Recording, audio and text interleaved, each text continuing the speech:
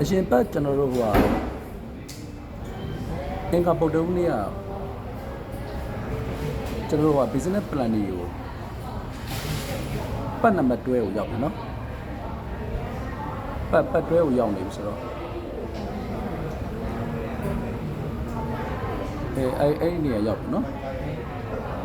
အဲ့ဒါဆိုရင်ကျွန်တော်14ရက်သွားလိုက်မယ်နော် market expansion strategy ပေါ့အဲ့တော့ခဏလေးเนาะကျွန်တော်ဒီ prompt ကိုခင်ဗျားတို့ computer ရှေ့မှာရှိနေတာမသိဘူးအဲ့ပတ်နံပါတ်14ရဲ့ prompt ကိုဟိုဟာတဲ့ကို Gemini နဲ့ကိုထည့်လိုက်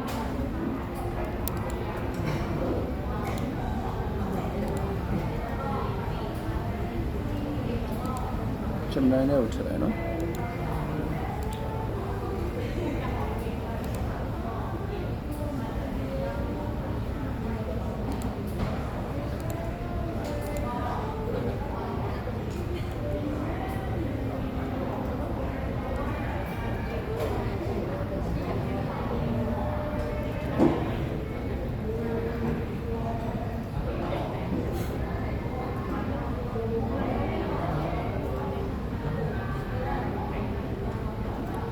ထည့်ပြီးသွားပြီလား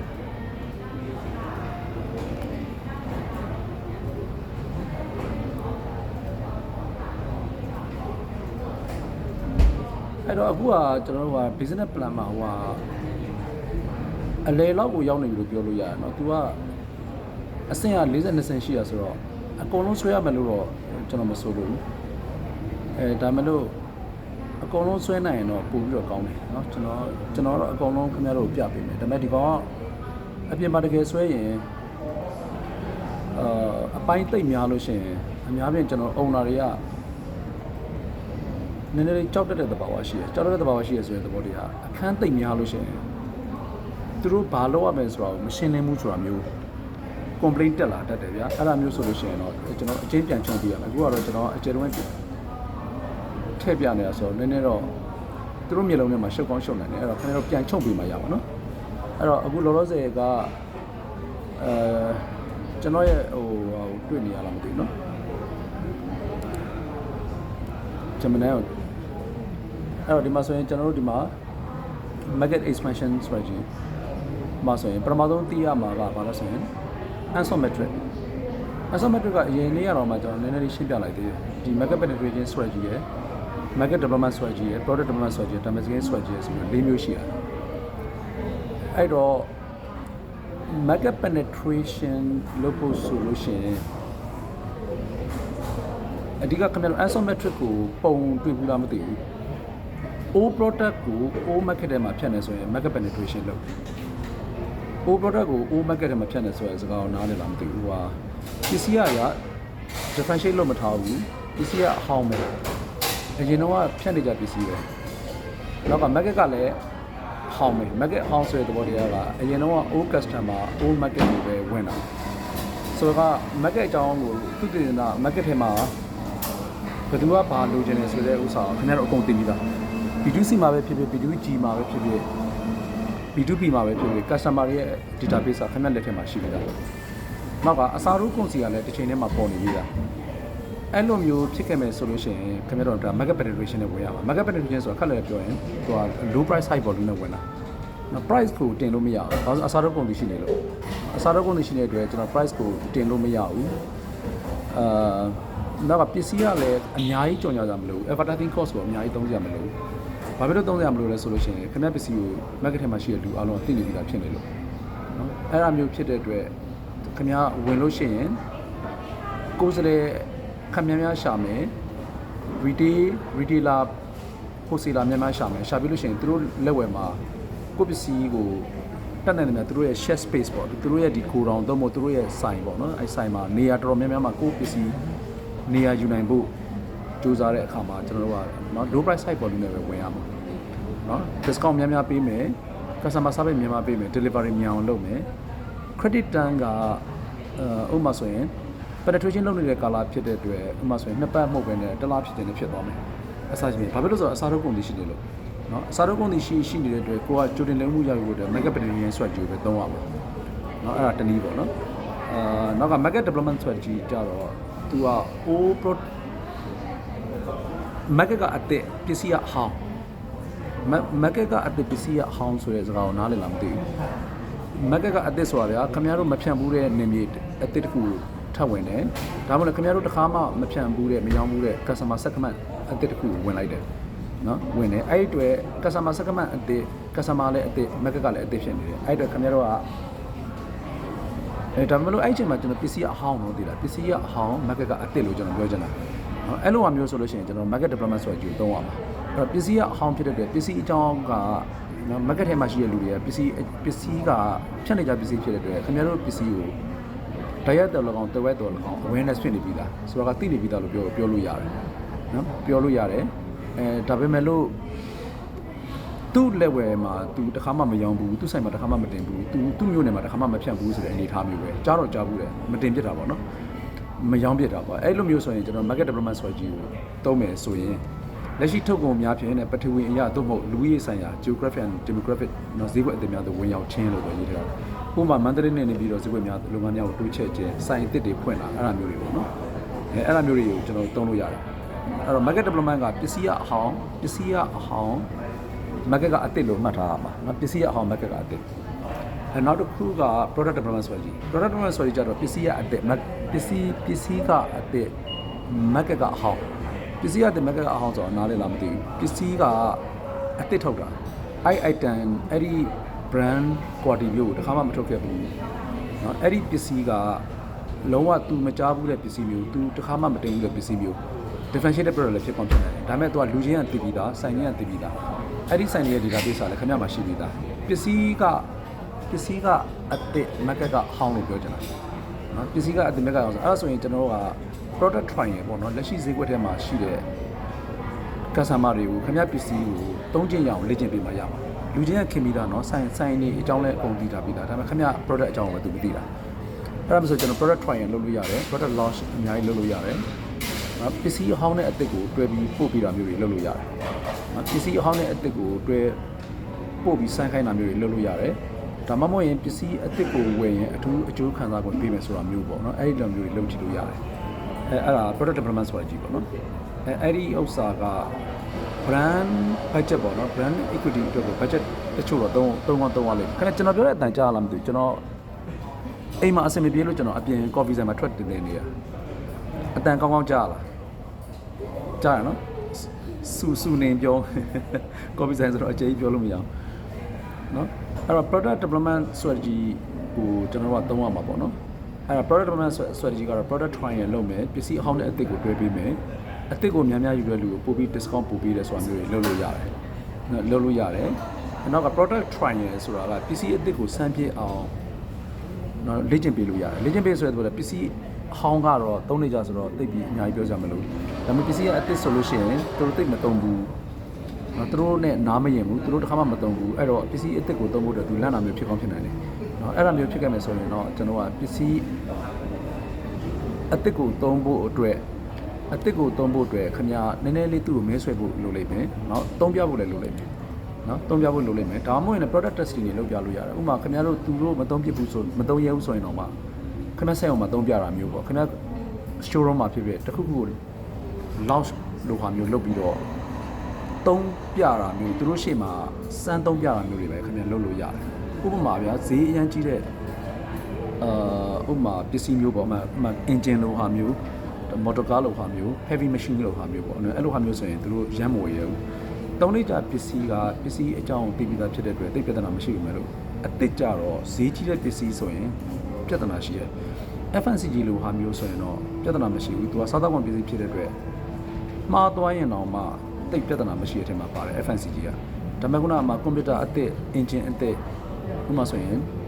တိတ်တန်ဖိုးကြီးတဲ့ luxury product လိုဟာမျိုးဖြစ်ခဲ့မယ်ဆိုရင်တော့နည်းနည်းလေးအဲ့ဒါပညာသားပါလာတယ်နော်ပညာသားပါဆိုတဲ့သဘောတရားပေါင်းဆိုရင်နည်းနည်းလောကကန်နည်းနည်းခက်လာလို့ပြောချင်တာနော်အဲ့ဒါမျိုးဆိုရင်တော့ခင်ဗျားတို့စမ်းပြီးသုံးပြလို့ရတယ်ခင်ဗျားတို့ရဲ့ project တွေမှာစမ်းသုံးပြတာကို customer တွေခေါ်ပြတာမျိုးတွေပဲလုပ်လို့ရတယ်နော်အများကြီးပဲလုပ်နိုင်တဲ့နည်းတွေပေါ့ကိုလုပ်နေတဲ့လုပ်ငန်းပေါ်မှာမူတည်ပြီးတော့နည်းနည်းလေးသူတို့ ဂျုံလောက်တဲ့အထီကိုဖြည်းဖြည်းချင်းဆွဲခေါ်မှရမယ်အဲ့ချိန်မှာတစ်ချက်တတိထားဖို့က ANDA နော် ANDA ကနည်းနည်းလေးကြာတတ်တယ် ANDA ကဟို awareness က interest က desire action အရင်တော့ဆိုအဲ့ FNCG လိုဟာမျိုးဆိုရင်3-4လအတွင်းမှာသူ့ပါစက်တဲ့ကိုရောင်းနေတဲ့ပစ္စည်းရောင်းအောင်လုပ်လို့ရတယ်ဗျာ FNCG လိုဟာမျိုးဒါပေမဲ့ခုန luxury product လိုဟာမျိုးဆိုရင်တော့အဲ့လောက်ကြီးမလွယ်ဘူးနော်အဲ့လိုမျိုးဖြစ်တဲ့အတွက် ANDA process ကတစ်ခါလေးမှနှိပ်ချပြီးကြာတတ်တယ်သူစမ်းသုံးဖို့အတွက် decision ချဖို့အတွက် awareness က interest က desire action မှာ action အဆင့်ကိုရောက်ဖို့အတွက်အခြေအနေအများကြီးယူပြီးစဉ်းစားတာမျိုးဖြစ်နိုင်တယ်။ဘာဖြစ်လို့မှားလို့မရလို့။နော်ကုန်ကြစိတ်တအားများလို့။နော်အဲ့လိုကုန်ကြစိတ်တအားများတယ်ဆိုရင်တော့နည်းနည်းလေးအချိန်ယူပြီးတော့ရှင်းပြတာမျိုးproject တွေကိုခေါ်ပြတာမျိုးသုံးစွဲနေတဲ့ customer နဲ့မသုံးဘူးတဲ့ customer နဲ့အတူတူများများထိုင်ခိုင်းပြီးတော့ idea sharing လုပ်တာမျိုးတက်တည်ခံတာမျိုးပေါ့နော်။အဲ့တော့ဒီမှာ product testing ကိုproof လုပ်လို့ရတယ် proof လုပ်လို့ဆိုတာသုံးနေတဲ့လူကခင်ဗျပစ္စည်းကသုံးရတာတန်တယ်ဈေးကြီးပေမဲ့လို့ကောင်းတယ်ဆိုတာမျိုးကိုသုံးလက်စ customer ကနေပြီးတော့မသုံးဘူးတဲ့ customer ကိုမြန်ရှင်းတိုင်းရှင်းပြတာမျိုးဆိုရင်ခင်ဗျကိုယ်တိုင်ရှင်းပြတာလေသူကပို့ပြီးတော့အလုပ်လုပ်နိုင်တယ်လို့ပြောတာသူပို့ယုံတယ်လို့ပြောချင်တာပေါ့နော်မှားလို့မရတဲ့ဟာမျိုးဖြစ်နေတာဥမာနမူနာပြောရင်အိမ်ဝယ်တာလို့ဟာမျိုးပေါ့ဥမာခင်ဗျဘန်ကောက်မှာအိမ်ဝယ်မယ်ဆွီဒင်မှာအိမ်ဝယ်မယ်အမေရိကမှာအိမ်ဝယ်မယ်ဆိုတော့သူခေတ္တမှားလို့မရဘူးတချင်မားတာနဲ့ပြဿနာကြီးတက်တော့မှာအဲ့ဒါမျိုးဆိုရင်ကျွန်တော်တို့ကဘာလို့ဆိုရင်သူ့ရဲ့ decision making process က AIDA မှာ awareness က interest က desire action မှာသူ action ဆင့်ကိုရောက်ဖို့တဲ့ခါလေးနှိမ့်ချပြီးတော့အချိန်ပေးရတာမျိုးဖြစ်သွားနိုင်တယ်အဲ့ဒါမျိုးဆိုရင်တော့စိတ်ရှိလက်ရှိနဲ့သူ့ကိုဖြည်းဖြည်းချင်းဆွဲဆောင်ဖို့လိုတယ်အဲ့တော့ awareness မှာဘာလို့မှလဲ interest မှာဘာလို့မှလဲ desire မှာဘာလို့မှလဲ action မှာဘာလို့မှလဲဆိုတော့အသေးစိတ်အစီအစဉ်ရေးဆွဲပြီးမှသူ့ကိုနှိမ့်ဆွဲရမှာ diversification ကြတော့ပစ္စည်းကလည်းအသက် market ကလည်းအသက်နှစ်ခုလုံးအသက်ဖြစ်သွားတာ market penetration နဲ့ပြောင်းမြန်နော် market penetration ကပစ္စည်းကလည်းအဟောင်း market ကလည်းအဟောင်းလို့ပြောတာဒီဘက်ကအောက်မှာရှိတဲ့ diversification ကျတော့ပစ္စည်းကလည်းအသက် market ကလည်းအသက်နော်ပစ္စည်းကလည်းအသက် market ကလည်းအသက်ဆိုတော့ high risk new product ကို new market ထဲမှာဖြန့်တာနော် old product ကို old market ထဲမှာဖြန့်ရင် penetration နဲ့သွားတာအခုက new product ကို new market ထဲမှာဖြန့်တာဖြစ်တဲ့အတွက်အနေအရင်ကြီးတယ်ဒါပေမဲ့ ROI တအားမြင့်တယ်နော်တောင်း company မလုံနိုင်ဘူး R&D budget research and development budget ကိုတအားသုံးနိုင်တဲ့ company မျိုးမှာဆိုရင်တော့လောက်ကောင်းလုပ်နိုင်တယ်ဒါပေမဲ့အရင်ဒီအရန်နေတဲ့ company မျိုးဆိုရင်တော့အဲ့ဒီဥစ္စာကိုအများဖြင့်ဆိုလက်ရှောင်ကြတယ် market penetration နဲ့တည်ပြီးသားကျွမ်းကျင်ပြီးသားတိတ်ရှင်းပြစရာမလိုတိတ်ပြီး launch တွေအများကြီးလုပ်စရာမလိုတိတ်လည်းမဲဆွဲရမလို 4P မှာ 2P လောက်နဲ့ပေါ့နော် 4P ထဲမှာ 2P လောက်နဲ့ဖြန့်လို့ရတဲ့ဟာမျိုးဆိုရင်တော့ market penetration နဲ့သွားတယ်နော် 4P မှာ 4P လုံးအသေးစိတ်ရေးဆွဲပြီးမှဖြန့်ရမယ့်ဟာမျိုးဆိုရင်တော့တောင်ကုမ္ပဏီကတိတ်ပြီးမလုံနိုင်တော့ဘူးလုံနိုင်လို့ဆိုတဲ့သဘောတရားပါဆိုတော့ diversification ဆိုတာ risk အများကြီးတယ်ဒါပေမဲ့သူ high risk ကိုသူ high return နော် high risk ကို high return ရတဲ့ဟာမျိုးကိုသူရှင်းပြနေတာနော်အဲ့တော့ဒီဥစ္စာကဒါ unsold metric ကိုတုံးပြီးတော့နော်ဈေးကွက်ကိုဘယ်လိုတိုးချဲ့မလဲပစ္စည်းအသစ်ကိုတိုးရောင်းပါလားဒါမှမဟုတ်ရင်လည်း market အသစ်ကိုသွားမှာလားဒါပေမဲ့တစ်ခုကအသစ်တစ်ခုကအဟောင်းလားတစ်ခုကအသစ်ကတစ်ခုကဟောင်းလားဆိုတာ product ကအသစ် market ကအဟောင်းဒါမှမဟုတ်လည်း product ကအဟောင်း market ကအသစ်အဲ့လိုသွားမှာလားဒါမှမဟုတ်လည်း product ကလည်းအသစ် market ကလည်းအသစ်အဲ့လိုမျိုးသွားမှာလားအဲ့ဒီဥစ္စာကခင်ဗျားသုံးဆွဲမဲ့ budget ပေါ်မှာမူတည်ပြီးတော့ဒါအလုပ်လုပ်ရမှာပေါ့နော်အဲ့ဒီအထာလေးတော့ရှိတယ်နော်ဒါပေမဲ့အသစ်ထုတ်ရင်ကောင်းတယ်လို့တော့ကျွန်တော်မဆိုလို့တော့ဒီလားကျွန်တော်ဆိုတော့ဟို diversification strategy ကကောင်းတယ်လို့ဆိုပေမဲ့လို့အသစ်ထုတ်နိုင်တော့တဲ့အဆင့်ပေါ့ဗျာခင်ဗျားကုမ္ပဏီကအသစ်တွေကိုထုတ်နိုင်တော့တဲ့အဆင့်ဟုတ်ချင်မဟုတ်ပါဘူးနော်ဆိုတဲ့သဘောတည်းကအသစ်ထုတ်တယ်ဆိုတာလိုတဲ့ကိစ္စမဟုတ်ဘူးတော့အသစ်တစ်ခုထုတ်တယ်ဆိုတာအရန်ယုံရတယ် market ထဲကိုဝင်ရတယ် launch လုပ်ရတယ်ရှင်းပြရတယ် marketing budget သုံးရတယ် promotion budget သုံးရတယ်နော် 4P 7P strategy တွေအကုန်လုံးကိုတေးချဆွဲရတယ်ဆိုတော့နည်းနည်းလေးတော့ရှုပ်တယ်သူကနော်အဲ့အတွက်သူက diversification ကိုမနိုင်မလုပ်နဲ့လို့ကျွန်တော်ပြောချင်တာဗျနော် diversification ကသူကဒါပေမဲ့ရေရှည်မှာတော့တောင်းတယ်ရေရှည်မှာတော့ long term profit ကိုပို့ပြီးတော့ရနိုင်တယ်ဈေးကွက်ထဲမှာထာဝရရှင်တန်ရက်တည်မယ်ဆိုတဲ့ကုမ္ပဏီတွေကအများကြီးဆိုရင် diversification strategy ပဲတောင်းတာနော်အဲ့ diversification ကဒါပေမဲ့ခက်တာကလူတိုင်းလုပ်ခွင့်မရဘူး diversification ဆိုတာလူတိုင်းကုမ္ပဏီတိုင်းလုပ်ရှင်ကြတယ်ဒါပေမဲ့လုပ်ရှင်ကြတယ်ဒါပေမဲ့လုပ်ဖို့အတွက် budget မပြည့်စုံတာမျိုးလူဝင်ရမပြည့်စုံတာမျိုး investment မပြည့်စုံတာမျိုးဖြစ်ခဲ့မယ်ဆိုရင်တော့ diversification strategy ကိုကျွန်တော်လက်ဆောင်မရအဲ့တော့သူကအနိုင်ဆုံးကတော့ market penetration ကတော့အနိုင်ဆုံးနဲ့အနိုင်အကင်းဆုံးအနေဆုံးဆိုတာတလို့ပြောတာကျွန်တော်ဟိုဒီ strategy တွေကိုကျွန်တော်ခွဲခြားပြီးပြောတာမဟုတ်ဘူး low price နဲ့ high volume ရောက်မယ်ဆိုရင် market penetration နဲ့သွားတယ်ဒီကောင်ကြတော့ diversification ကြတော့ကျွန်တော် high price ကိုဖွင့်လို့ရတယ်ဒါပေမဲ့သူကဘာဆိုရင် high price ကို premium price ပေါ့ဗျာ premium price နဲ့ဖွင့်လို့ရတယ်ဒါပေမဲ့ဝယ်မဲ့လူကတိတ်အများကြီးရှိဘူး low volume နဲ့သွားတယ် high price low volume က diversification market penetration ကျတော့ low price low volume နဲ့သွားတာဒီဘက် market development နဲ့ product development ကတော့ medium price နော် medium volume နဲ့သွားတာ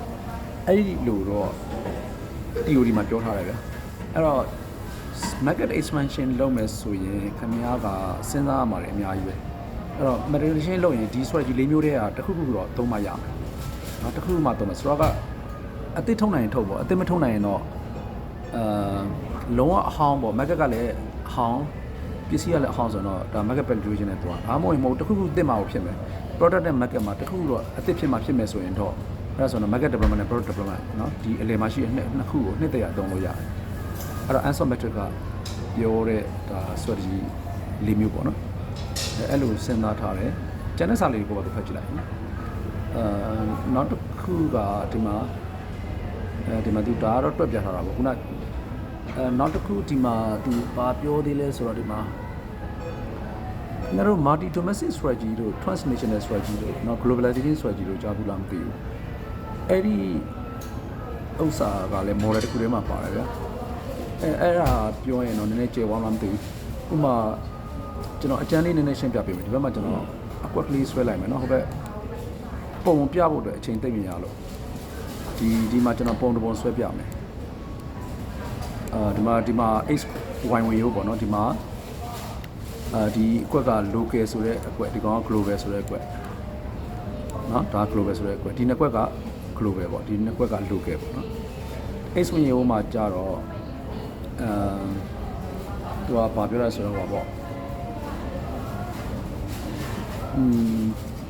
ခင်ဗျားဘယ်လိုပြောရမလဲဒီကောင်က low local ဗျာဒီကောင်ကခဏနော်တူသွားလိုက်မယ်နော်နှစ်ခု local ဒီဘက်ကိုထားလိုက်မယ်နော်ဒီကောင်ကlow global high global လို့ထားလိုက်ခဏနော်ဒီကောင်နည်းနည်းရွှေ့လိုက်ဒီကောင်က high global low local ဒီကောင် high global ဒီကောင်က low local high local ဒီမှာ Y1 H1 ရိုးက local ဆိုတဲ့မြင်းပေါ့နော် local ဦးစားပေးထုတ်မှလားလို့ပြောတာဒီဘက်က Y1 ရိုးကကျတော့ global ကိုသွားမှလား international ကိုသွားမှလားလို့မေးတာနော်ဒီကောင်က international သွားမသွားကိုမေးတဲ့အနေကောင်ပေါ့ဒီကောင်က global မြင်း Y1 ရိုးက global မြင်း H1 ရိုးက local မြင်းအဲ့တော့ low local high local ဒီဘက်က global မြင်းဖြစ်တဲ့အတွက် low global high global လို့ပြောတာအဲ့တော့ဒီနေရာလေးကိုကျွန်တော်စရှင်းပြမယ်ဒီနေရာလေးကဘယ်နေရာလေးလဲဆိုတော့ low local low global နဲ့တွားတာဆိုတာကဗျာ low local low global ဆိုတာကခမားထုတ်လိုက်တဲ့ပစ္စည်းတော့မဝန်ဆောင်မှုက local အကြိုက်ကလို့လည်းတိတ်မစင်စားထားဘူး global အကြိုက်ကိုလည်းမစင်စားထားဘူးဆိုတဲ့သဘောတရားကခမားထုတ်ဆရာရှိရထုတ်တဲ့သဘောပေါ့ဗျာထုတ်ဆရာရှိရထုတ်တယ်ရောင်းဆရာရှိရရောင်းတယ်ဆိုတဲ့သဘောလောက်ပဲဆိုတော့အခြေခံ raw တို့အခြေခံစားတောက်ကုန်လုပ်ငန်းတို့ဆိုရင်အစားတောက်ဆိုတာအမေရိကန်လူမျိုးပဲဖြစ်ဖြစ်ဂျပန်လူမျိုးပဲဖြစ်ဖြစ်ထိုင်းလူမျိုးပဲဖြစ်ဖြစ်မြန်မာလူမျိုးပဲဖြစ်ဖြစ်စားကြမှာပဲဆိုတဲ့ပုံစံမျိုးဆိုရင်တော့တိတ်လဲထူးခြားစရာမလိုဘူးဆိုတဲ့ product မျိုးဆိုရင်တော့ဥပမာဗျာမုတ်ပဲသေးစရာလိုဟာမျိုးပေါ့ဥပမာပြောင်းမှုကြော်တို့ဥပမာမြူပြီးကြော်တို့ဘယ်လိုပြောမလဲမရှိခဲမုံတို့ဒါမှမဟုတ်လည်းအခြေခံစားတောက်ကုန်ပစ္စည်းတွေဆိုလို့ရှိရင်တော့ local တွေ global တွေအများကြီးသိပ်စဉ်းစားကြရမလို့ဘာလို့လဲလူတိုင်းကအဲ့ဒီ PC တွေကိုအများပဲအနေနဲ့များဝယ်ပြီးစားကြတာများတယ်အဲ့ဒါမျိုးဆိုတော့ low local low global လို့ခေါ်တယ်နော်အဲ့ဒါက export strategy ကိုသုံးလို့ရတယ် internationalization strategy လို့လည်းခေါ်တယ်ဒီနေ့မှာ export strategy ဆိုတာနော် export strategy ဆိုတာကဗျာခင်ဗျားရောင်းနေတဲ့ပစ္စည်းကိုနိုင်ငံရဲ့ပြင်ပတနိုင်ငံကိုဘာ strategy မှထူးထူးခြားခြားအသုံးချထားတာမဟုတ်ဘဲနဲ့ဖြန့်နေပြီနော်ဘာဆိုကြီးမှသုံးထားတာမဟုတ်ဘူးနော် local ကြိုက်ကြလို့လည်းမစဉ်းစားထားဘူး global ကြိုက်ကိုလည်းစဉ်းစားထားမှာမဟုတ် ထိုင်းကြိုက်ကိုစဉ်းစားထားတာမဟုတ် American ကြိုက်ကိုစဉ်းစားထားတာလည်းမဟုတ်ဘာကြိုက်ကိုမှစဉ်းစားထားတာမဟုတ်အခြေခံ raw ကို value added တစ်ခုလုပ်ပြီးတော့ခင်ဗျာပစ္စည်းတစ်ခုထုတ်လိုက်တယ်အဲ့ဒီပစ္စည်းကိုတခြားနိုင်ငံကိုပို့တယ်ဥပမာ FNCG လိုဟာမျိုး food လိုဟာမျိုးဆိုရင်လုပ်လို့ရကောင်းရနိုင်တယ်လို့ပြောချင်တာအဲ့ဒါမျိုးဆိုရင်ဒါ export strategy လို့ကျွန်တော်တို့ကသုံးတယ်နော်အဲ့ဒါအကြမ်းမြင်ပြောပြတာနော်ဥပမာပြမယ်ဆိုရင်တော့အများကြီးပဲဒါပေမဲ့ကျွန်တော်ကဒါ business plan တင်တာဖြစ်တဲ့အတွက်အများကြီးပြောဖို့အသိအချိန်မရဘူးเนาะအချိန်မရလို့ဖြတ်ခနဲ့ဝင်ပြောတာเนาะရနိုင်တယ်လို့ live မှာကြည့်ပေါ့เนาะဒီမှာဆိုရင်ဒီအကွက်ကိုကျွန်တော်စပြောမယ်เนาะဒီကွက်ကျတော့ low เนาะ high local ဆိုတာကlocal အကြိုက်ဗျဥပမာခင်ဗျားကမြန်မာကနေပြီးတော့ထိုင်းကိုပစ္စည်းပို့တယ်ဆိုရင်မြန်မာကြိုက်ထုတ်လို့မရဘူးထိုင်းကြိုက်ထုတ်အောင်ပါเนาะ ဆိုတော့ trying လူမျိုးတွေကဘယ်လိုပစ္စည်းမျိုးကိုကြိုက်တာလဲအချင်းကြိုက်တာလားအချိုကြိုက်တာလားအဆက်ကြိုက်တာလားမြေကောင်းမပါတာကိုကြိုက်တာလားနော်ဒါမှမဟုတ်မြေကြီးများများပါတာကိုကြိုက်တာလားဒါမှမဟုတ်ချိုတာကိုကြိုက်တာလားငံတာကိုကြိုက်တာလားမပြောတတ်ဘူးနော်အဲ့ဒီ high local ဆိုတာကဗျာခမည်းပစ္စည်းတစ်ခုကိုထုတ်တယ်နိုင်ငံခြားကိုတင်ပို့ရောင်းချတယ်ဆိုရင်နော်အဲ့တင်ပို့ရောင်းချလိုက်တဲ့အဲ့ဒီနိုင်ငံမှာရှိတဲ့ local people အကြိုက်ကိုဦးစားပေးထုတ်တာအဲ့ဒါ high local လို့ခေါ်တယ်ဒါပေမဲ့ဒီနေရာကဘာလဲဆိုရင် low global နော် high local low global international တစ်ကမ္ဘာလုံးကြက်အောင်တစ်ကမ္ဘာလုံးလက်ခံလောက်တဲ့ standard ကိုတော့ယူရတာမဟုတ်ဘူးနော်ဒီနေရာလေးကိုပြောတာနော်ဒီကောင်က low global high local ကမကြီးရောကြည့်တယ်လားမသိဘူးနော် metric ပုံစံမျိုးကြည့်လိုက်ဒီကောင်က low global နော် comma ဘာဖြစ်မလဲ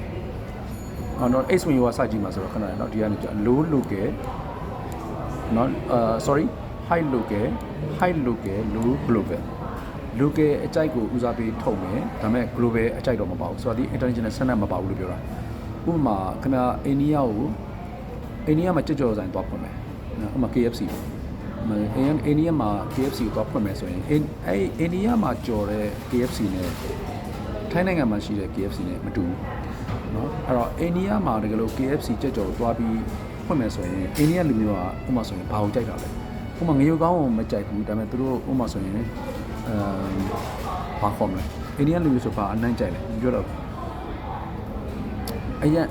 အနက်ဆူဆူရှာရှာပြင်းပြင်းထန်ထန်ရှိတယ်အမှုန်တွေဗျာသူတို့ထည့်တယ်ပါလဲသူ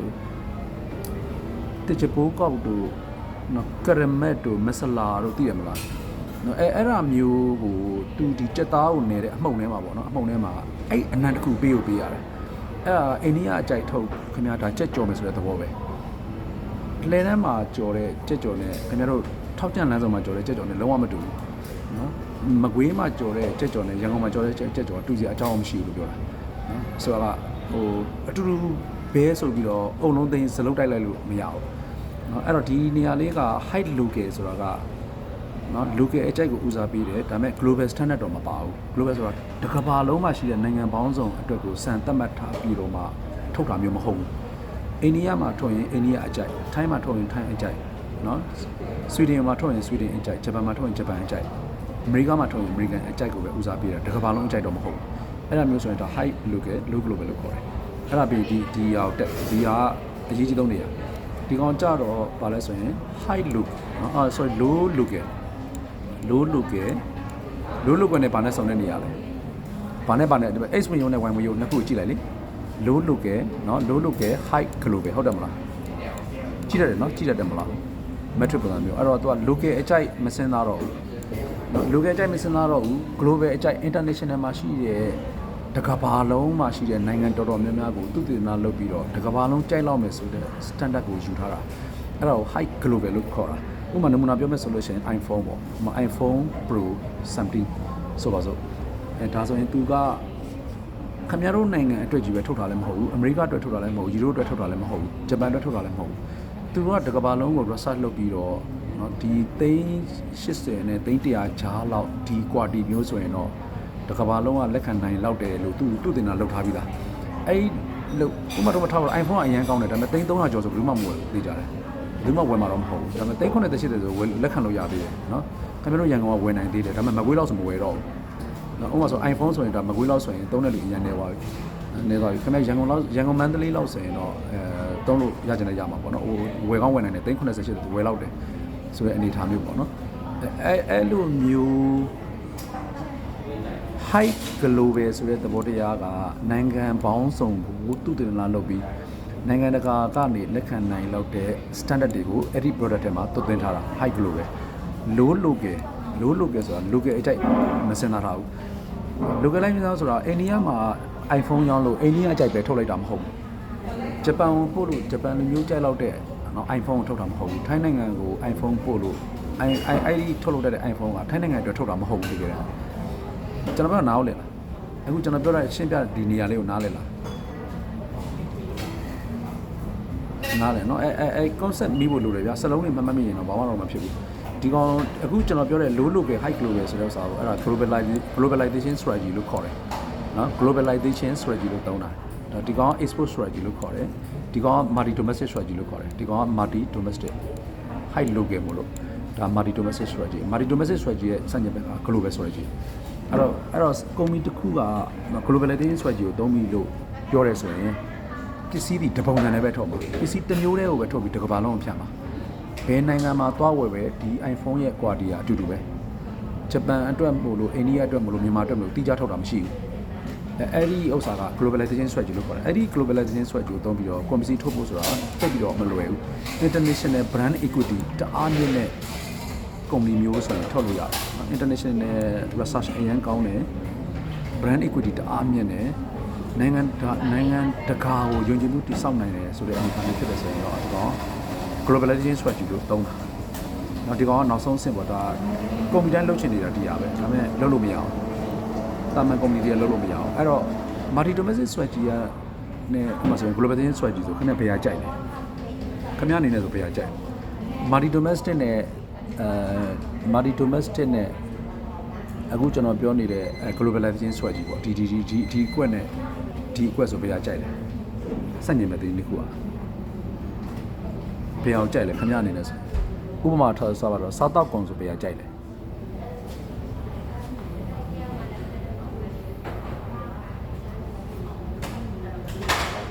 multi domestic ကတော့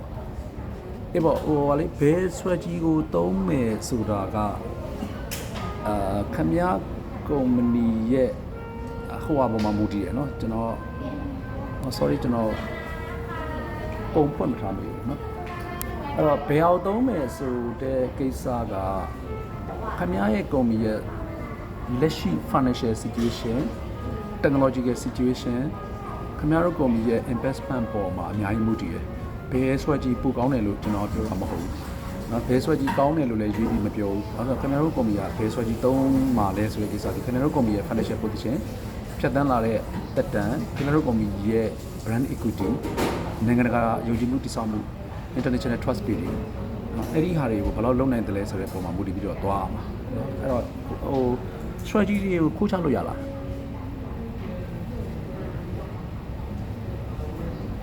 strategy တွေကိုခိုးချလို့ရလားဥပမာသူများလုပ်တဲ့ strategy ကိုကိုယူသုံးမယ်ဆိုအဲ့လိုရလားဘယ်လိုမြင်လဲ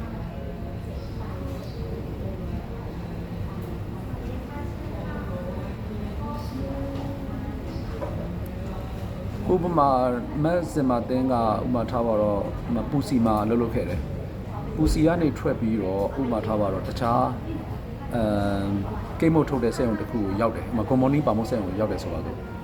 ပူစီရဲ့ strategy နဲ့ company ပါမုံရဲ့ strategy တူတူပဲလားတူလားဘယ်လိုမြင်လဲနှစ်ခုစလုံးတော့ကိတ်တွေရောက်ပါဘယ်လိုမြင်လဲအတန်တိုးနေလားတိုးနေပြောတော့ကျွန်တော် copy sign ဆိုတော့ဘေးကကျွန်တော်ဒီဘက်ကတ်နေလို့ဘယ်လိုမြင်လဲ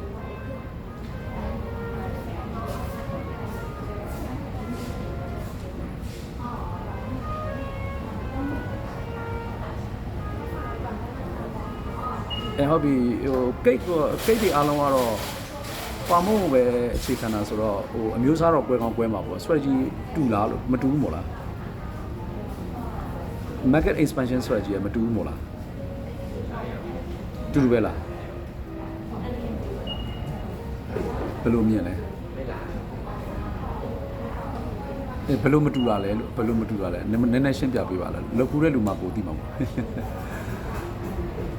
ဘယ်လိုမတူတာလဲဘာကွဲတယ်လို့ထင်လဲပေါ့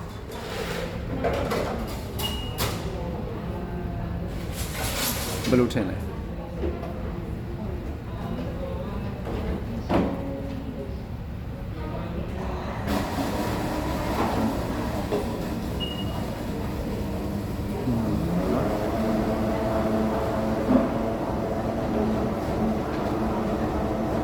ပေါ့နော်အဲ့တော့ product strategy လည်းမတူဘူး pricing strategy လည်းမတူဘူး market expansion strategy မတူဘူး promotion strategy မတူဘူး advertising strategy မတူဘူးဝန်ထမ်းခံထားတဲ့ strategy လည်းတူချင်မှတူပါနော်စက်ရုံမှာရှိတဲ့ technology ကလည်းတူချင်မှတူပါဘာမှမတူတာ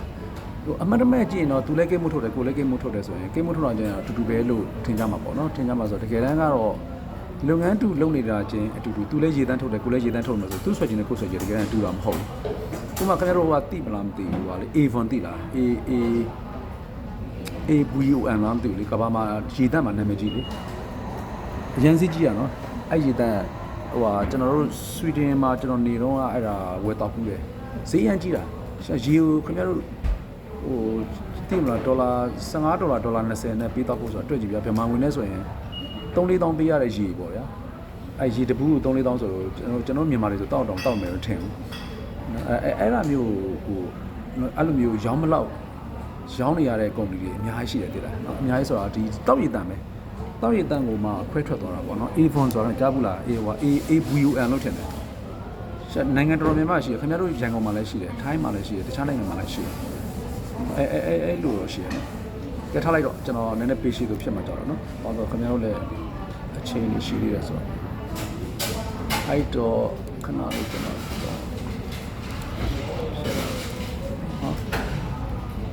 ဖြစ်နေရပါဖြစ်တော့ခဏကျွန်တော်ပါတယ်မိတာ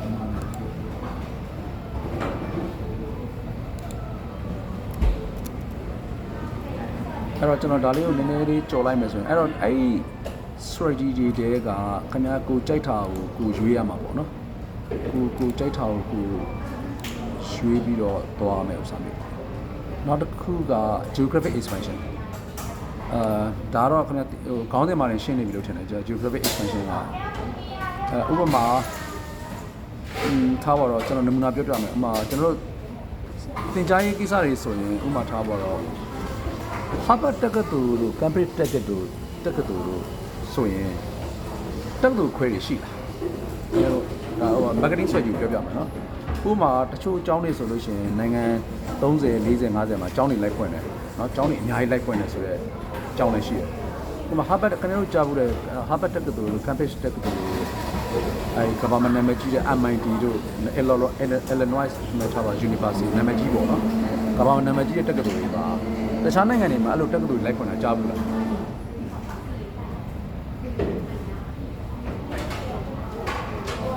ကြားဘူးလားကြားဘူးလားကြားဟိုဟာကျောင်းပွဲတွေရှိလားသူတို့မှာ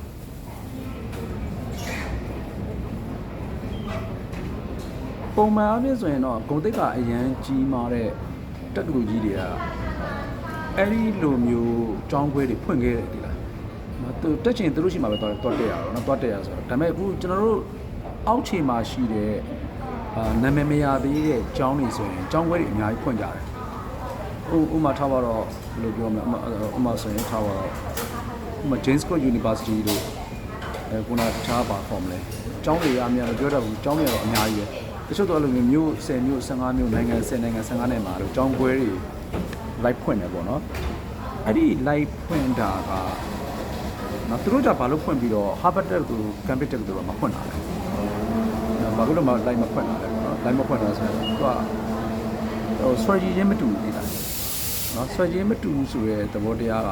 Cambridge တို့ Harvard တို့ဆိုတာတော့သူတို့တင်တာကြိုက်တယ်သူတို့ research ကိုကြိုက်တယ်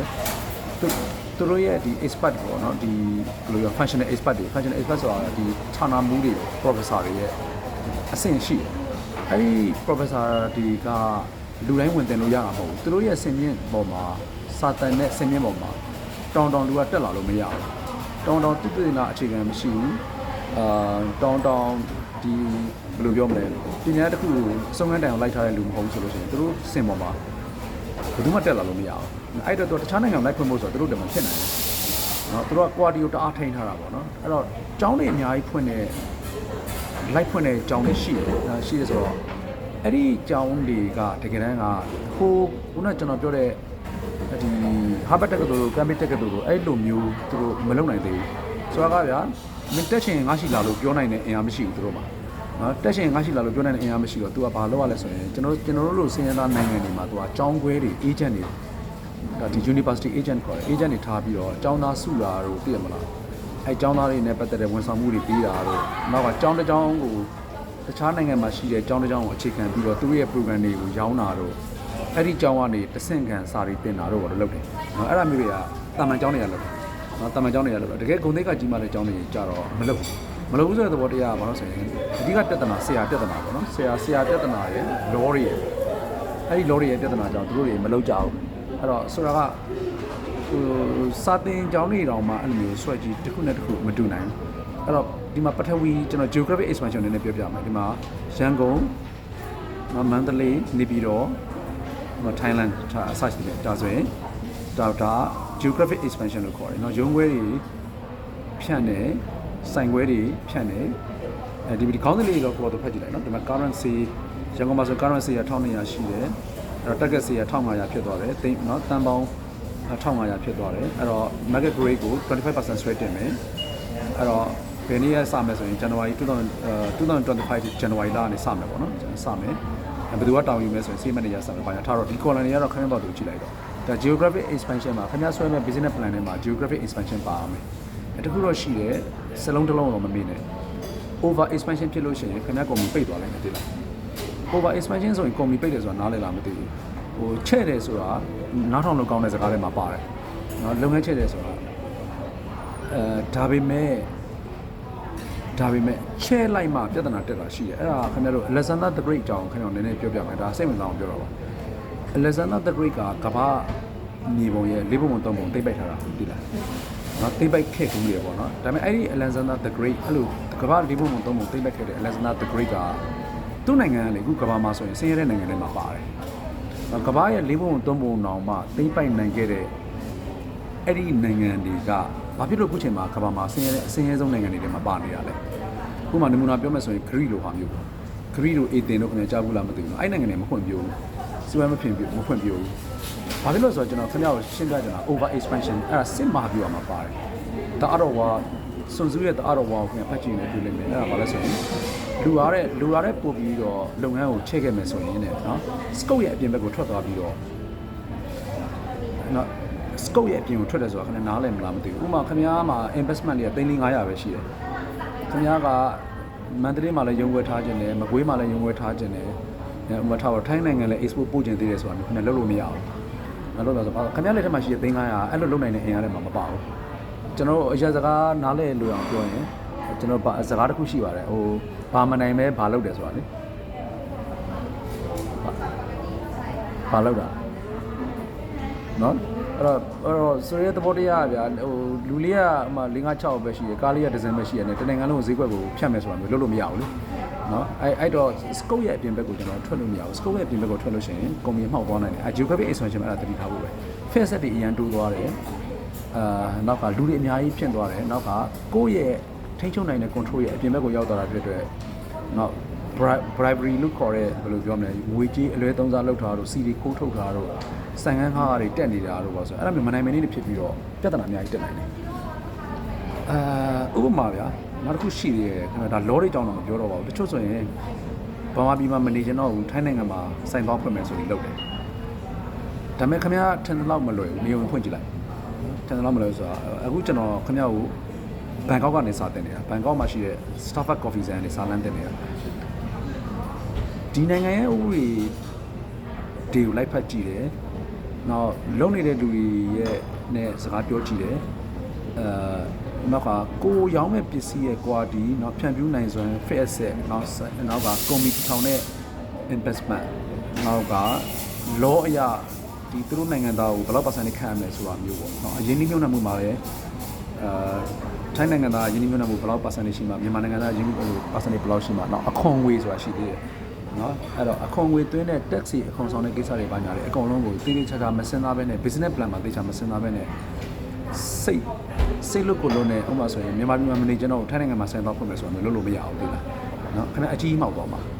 နော်အကြီးမောက်တော့ဆိုမြန်မာနိုင်ငံကတော့ဒါကတော့ဟိုနိုင်ငံရေးအခင်းကျင်းတဲ့ဘာလဲညာနဲ့ပြဿနာတက်နေလို့အပြင်ထွက်ချင်ကြတာတော့ကျွန်တော်တို့နားလဲတယ်ဒါပေမဲ့တကယ်တမ်းကတော့မြန်မာနိုင်ငံမှာစီးပွားရေးလောက်ရတာခက်လက်လက်ပြောရင်ခဏ6နယ်လို့ပြောလို့ရတယ်နော်ခင်ဗျားစိတ်ကူးရမယ်ဆိုရင်မနေ့ကလမ်းဘေးမှာဈေးရောက်လို့ရတယ်တခြားနိုင်ငံမှာမရဘူးဒီလားခင်ဗျားခွင့်ပြုချက်မရှိဘဲနဲ့လမ်းဘေးမှာဈေးရောက်လို့မရဘူးနော်လမ်းဘေးမှာခင်ဗျားတို့နော်ကားပတ်ကင်ကိစ္စပဲပြောမယ်ကားပတ်ကင်ခင်ဗျားထိုးချင်တိုင်းထိုးလို့မရဘူးကားပတ်ကင်ထိုးရဆိုပတ်စံပေးရတယ်ကျွန်တော်နိုင်ငံမှာထိုးချင်တာထိုးလို့ရတယ်နော်ဆိုတော့ဟိုတခြားနိုင်ငံမှာစီးပွားရေးလုပ်ရင်ပို့ပြီးတော့လွယ်တယ်လို့ပြောလို့မရဘူးအဲ့တော့ geographic expansion မှာအဲ့ဒါတွေပဲထည့်သွင်းစဉ်းစားလို့ပြောချင်တာဗျနော်ဒါဒီကိန်းကလန်းလောက်နဲ့ကျွန်တော်မရဘူးနော်ဟုတ်ပြီကျွန်တော် page လို့ဖြစ်မှကြာတော့နောက်က channel expansion ကိုပြောမယ်အဲ့တော့ channel expansion ကအစတော့ကသမီးတို့ခင်ဗျာ live channel ဆိုတာမျိုးတော့ပဲလုပ်တယ်။retail channel wholesale channel ပေါ့နော်။လုပ်တယ်။နောက်ပိုင်းမှာကျတော့ခင်ဗျာ e-commerce ကိုသုံးလာတယ်။ online channel တွေဖွင့်လာတယ်။ online နဲ့ခင်ဗျာဈေးရောင်းတယ်။နောက် application တွေခင်ဗျာရေးဆွဲတယ်။ online နဲ့ငွေပေးငွေယူကိစ္စတွေအကုန်လုံး online မှာပဲအလုပ်လုပ်သွားတယ်။ delivery channel တွေဖွင့်တယ်အစရှိတဲ့direct distributor တွေကနေတစ်ဆင့်သွားမှာလားဖြန့်ချိကိုယ်စားလှယ်တစ်ဆင့်သွားမှာလားအခုကျွန်တော်ရှင်းနေတာဒီ channel expansion เนาะခုနောက်စား geographic expansion channel expansion strategy ကိုခင်ဗျားရဲ့ business plan တွေမှာထည့်ရေးပေးရမှာအဲ့တော့ခင်ဗျားပစ္စည်းကို customer လက်ဝယ်ရောက်ဖို့အတွက်ခင်ဗျားက channel development ဘယ်လိုလုပ်မှာလဲ e-commerce ကိုသုံးမှာလားမသုံးဘူးလားနောက်က B2B เนาะ B2B ရောက်မှာလားမရောက်လားကိုယ်စားလှယ်တွေကနေတစ်ဆင့်ဟိုခင်ဗျားတို့ channel လို့ပြောရင်နားအောင်လေလားမသိဘူးလေးခုရှိတယ်B2C ရယ် B2B ရယ် B2G ရယ် B2I ရယ် B2C က consumer channel B2C ကအဲ့ဥစားကိုတိုက်ရိုက်ရောင်းတာနော်အဲ့ဥစားက B2B ကတော့ business channel အဲ့ဒါ wholesale retail ကနေဆင်ဖြန့်တာ B2G ကတော့သူကပါလဲဆိုရင် government channel အဲ့ဒါအစိုးရနေဆင်ဖြန့်တာနော်အဲ့ဒါ B2I ကတော့ institutional market ကိုပြောတာနော်အသင်းအဖွဲ့တွေ association တွေကို project contract တွေနဲ့ဝင်ရောင်းတဲ့နည်းဥပမာကျွန်တော် hotel လို project လိုဟာမျိုးတွေဆိုရင်ကျွန်တော်တို့ကအမှတ်ထားတော့Sweetie Home တို့ဘာလို့ဆိုရင်လည်း hotel project တို့ဘာလို့ဆိုရင်သူတို့ဝင်နေဆိုရင်ထားပါတော့ hotel တစ်လုံးဆောက်မယ်interior decoration လုပ်မယ် hotel မှာရှိတဲ့အဆောင်အယောင်linen မွေးရ fashion အကုန်လုံးတာဝန်ယူပေးမယ်အဲ့တော့ one stop service hotel လုံးကို interior decoration လုပ်ထားနေပြီးတော့ပန်းဒီအခမ်းအနားပြင်ဆင်တာအခမ်းအနားတွေပြင်ဆင်တာဗီဒီယိုတွေအစရှိတဲ့ hotel ခမ်းမတွေစားတော့ခမ်းမတွေမင်္ဂလာခမ်းမတွေအစရှိတဲ့အကုန်လုံးကိုအစအနေဆုံးတောင်းယူမယ်ဆိုရင်အဲ့ဒါ project base နဲ့ရောင်းတယ်လို့ခေါ်တယ်အဲ့ဒါ B2B ထဲမှာပါတယ်တချို့ကျတော့ retail ကိုမလိုက်တော့ဘဲနဲ့ retail ကိုလိုက်တော့အဲ့ဒီပုံစံမျိုးနဲ့ဖြတ်လာရှိတယ်ခင်ဗျားတို့ရှိမှစုနေလားမသိဘူးเนาะကျွန်တော်ဒီဘက်မှာကျွန်တော်အခုလူတွေကြားထဲကိုရောက်နေလို့စုနေလားဟုတ်ကဲ့အဲ့ဒါဆိုကျွန်တော်ဆက်သွားမှာเนาะအဲ့တော့ဒီမှာဆိုရင်အဲ့ဒီလိုမျိုး channel တွေကိုဘယ်လို expansion လုပ်မလဲဆိုတာမျိုးတွေကိုခင်ဗျာ business plan တွေမှာထည့်သွင်းရေးဆွဲပေးရမယ်เนาะအဲ့တော့ဘယ် channel နဲ့သွားကြတယ် retail channel နဲ့သွားမှာလား wholesale channel နဲ့သွားမှာလားဒါမှမဟုတ်လည်း exclusive distributor ဆိုတာလည်းကြားဘူးလား exclusive distributor ဆိုတာလေဟိုဟာဘယ်လိုပြောမလဲတူတဲ့ကိုယ်စားလှယ်ပေးလိုက်တာလေကြားဘူးတယ်မလားမကွေးမှာတူတဲ့ကိုယ်စားလှယ်ပေးလိုက်တယ်မွန်ပြည်နယ်မှာတူတဲ့ကိုယ်စားလှယ်ပေးလိုက်တယ်အများကြီးမပေးဘူးကျွန်တော် exclusive distributor ဆိုတာကြားဘူးလား exclusive distributor တို့ authorized distributor တို့ဆိုတဲ့စကားလုံးတွေကြားဘူးတယ်မဟုတ်လားတကယ်လို့ခင်ဗျားက retail ဆိုင်တွေကို လိုက်ဖြန့်ဖို့တဲ့ model ကားအရေးအတွက်ကမပြည့်စုံဘူးဆိုင်တွေလည်းအများကြီးလိုက်မဖွင့်နိုင်ဘူးဆိုလို့ရှိရင်เนาะအဲ့ဒါတွေလိုက်ရင်းလိုက်ရင်ခင်ဗျာပြဿနာအကြီးတက်သွားမှာခင်ဗျာအရင်လေးနဲ့ဖွင့်မယ်ဆိုအဲ့ဒါဆိုရင်ခင်ဗျာက wholesale နေမြေခံ wholesale သမားတယောက်သုံးမရင်လည်းလက်ကားသမားတယောက်ကိုခင်ဗျာကဖြန့်ချီခွင့် contract နဲ့သူ့ကိုရောင်းလို့ရတယ်သူ့ကို exclusive distributor အနေနဲ့ခန့်လိုက်ပြီးတော့အဲ့ဒီတူကနေတစ်ဆက်เนาะအဲ့တစ်မျိုးလုံးဖြန့်ပြတယ်အဲ့ဒါ exclusive distributor method လို့ခေါ်တယ်အရင်နီးနဲတယ်ဆိုရင် release ဆိုင်တွေလိုက်မဖွင့်နိုင်ဘူးဆိုရင်ဆိုင်ပေါက်စီလည်းကိုယ်တိုင်မသွားနိုင်ဘူးဆိုလို့ရှိရင်အဲ့ဒါ exclusive distributor နဲ့အဆင့်သွားတယ်အဲ့ဒါနားလည်လားနော်နားလည်နော်အဲ့တော့ channel တွေကတော့အများကြီးရှိတယ်ဗျာအဲ့တော့ဘယ် channel တွေနဲ့သွားမလဲဆိုတဲ့ဥစ္စာကိုကျွန်တော်ကဒီမှာရေးတဲ့ဇာတ်လေးတစ်ခုဆွဲပေးရမယ်ဒါကနမူနာဆွဲပြတာနော်ဒါ pro ကိုသုံးပြတာနော် ACD တွေလက်ရှိရောက်ရှိရှိနေတဲ့ကိုယ်စားလှယ်အရေးအတွက်တွေဒီမှာပြထားတယ်နောက်ထပ်ဒီမှာတိုးရှာမယ်ကိုယ်စားလှယ်က150 180 e-commerce ကအခုလောလောဆယ်ခင်ဗျားရဲ့ application ကိုသုံးနေတာ4000ပဲရှိတယ်အခု9000ကိုတိုးချက်မယ်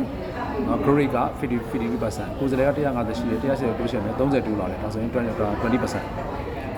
ဒါ B2B ကလုပ်ငန်းပေါင်း30ကိုဝင်ရောက်ထားတယ်လုပ်ငန်းပေါင်း50ကိုတိုးရောက်မယ်ဒါဆိုရင် 67% နဲ့ grade တော့တွက်တတ်ပါတယ်နော် grade တော့တွက်တတ်တယ်မဟုတ်လား grade တော့တွက်တတ်တယ်နော်တွက်တတ်ပါနော်ဒီ percentage တွေဘယ်လိုရတယ်လဲမသိဘူးဖြစ်မှာကြောက်လို့နော်အဲ့တော့လုံးမဲ့ဒီမှာ action တွေကြီးနော်ဘယ်သူလုံးမှလဲဆိုတာကြီးအစရှိတယ်အဲ့တော့နောက်တစ်ခုက alliance ကြောင်းနဲ့ပြောမယ် business plan ကိုဆွဲတဲ့အခါမှာ alliance strategy ကိုရေးပေးရတယ်နော် alliance ကဟိုလုံးမယ်ဆိုရင်ပြောတာနော် alliance ကိုထားမယ် affiliate marketing လုပ်မယ်2ယောက်ပေါင်းပြီးဖြန့်မယ်3ယောက်ပေါင်းပြီးဖြန့်မယ်ဆိုတာမျိုးလုပ်လို့ရတယ်အဲ့မှာတစ်ချက်တတိထားဖို့က strategic partnership ကိုနည်းနည်းရှင်းပြပါ strategic partnership တို့ strategic alliance ဆိုတဲ့စကားလုံးမျိုးဘယ်လိုနားလဲလဲ ဘယ်လိုနားလဲလဲ strategic alliance ဆို strategic partnership တို့ဘယ်လိုနားလဲလဲအဲ့ဒီစလုံးတွေဘယ်လိုနားလဲလဲခင်ဗျားတို့ခုနားလဲနေတာဘယ်လိုနားလဲနေလဲမသိဘူး strategic alliance တို့ strategic partnership တို့ဘယ်လိုနားလဲလဲ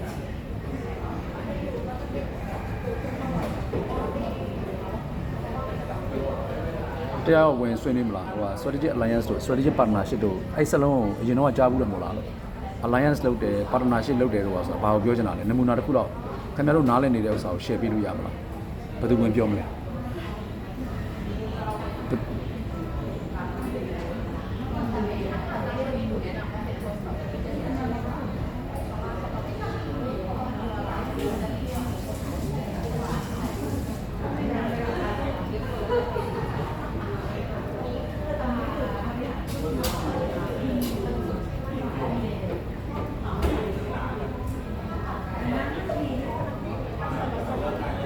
ဟုတ်ကဲ့အဲ့တော့အဲ့ဒါမျိုးပေါ့နော်အဲ့တော့ဘယ်လုပ်ငန်းမဆိုကျွန်တော်တို့ကတဦးတည်းရက်တည်တာနဲ့စလို့ရှိရင်3-4ယောက်ကြောချင်းကတ်ထားလို့ရှိရင်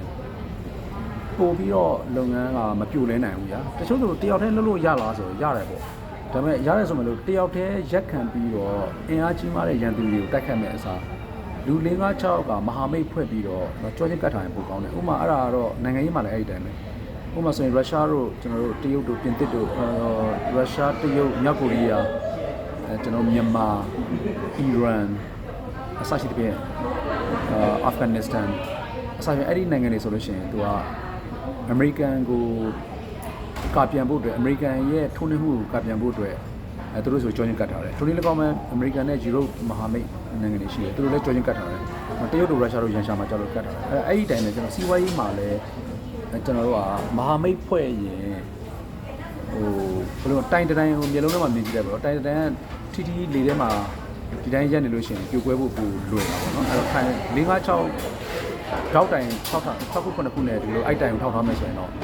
တောင်ရေတံမိုးတံကိုခံနိုင်ရှိရလို့ပြောချင်တာဆိုတော့အဲ့တော့တယောက်တည်းရက်တည်တာမရဘူးလားဆိုတော့ရတယ်ဒါပေမဲ့ကျွန်တော်က synergistic action မရနိုင်ဘူး synergistic action ဆိုတဲ့သဘောတရားက1+1 more than 2ကိုခင်ဗျာသိပါတယ်အဲ့ဒါနော်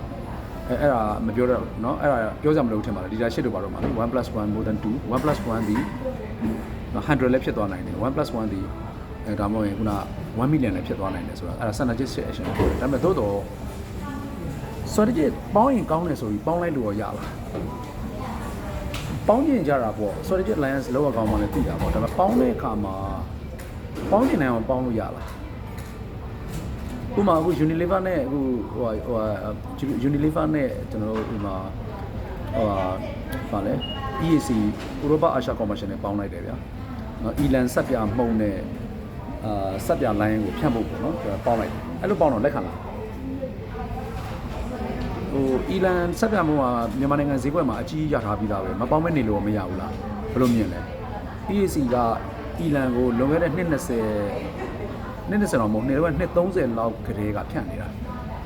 ဈေးကွက်လည်းရပြီးသားမြန်မာပြည်တပြည်လုံးကိုလည်းဇာခိုင်နှုန်းတော်တော်များများလွှမ်းမိုးထားပြီးသား market leader လို့ပြောလို့ရတယ်ဒါပေမဲ့ Unilever မြန်မာပြည်ကို distribution company နဲ့ Unilever ကဘာကျော် company ဝင်လာတဲ့အချိန်မှာဘာဖြစ်လို့ EAC က Unilever နဲ့ပေါင်းရတာလဲ Unilever ကရောဘာဖြစ်လို့သူမနေဘဲနဲ့ဘာလို့ EAC နဲ့တော့ပေါင်းရတာလဲခင်ဗျားအမြင်နဲ့ပြောကြည့်ပါလားဘယ်လိုမြင်လဲမြင်တဲ့အတိုင်းပြောကြည့်မှားရင်မှားပါစေဘယ်လိုမြင်လဲဘယ်လိုမြင်လဲ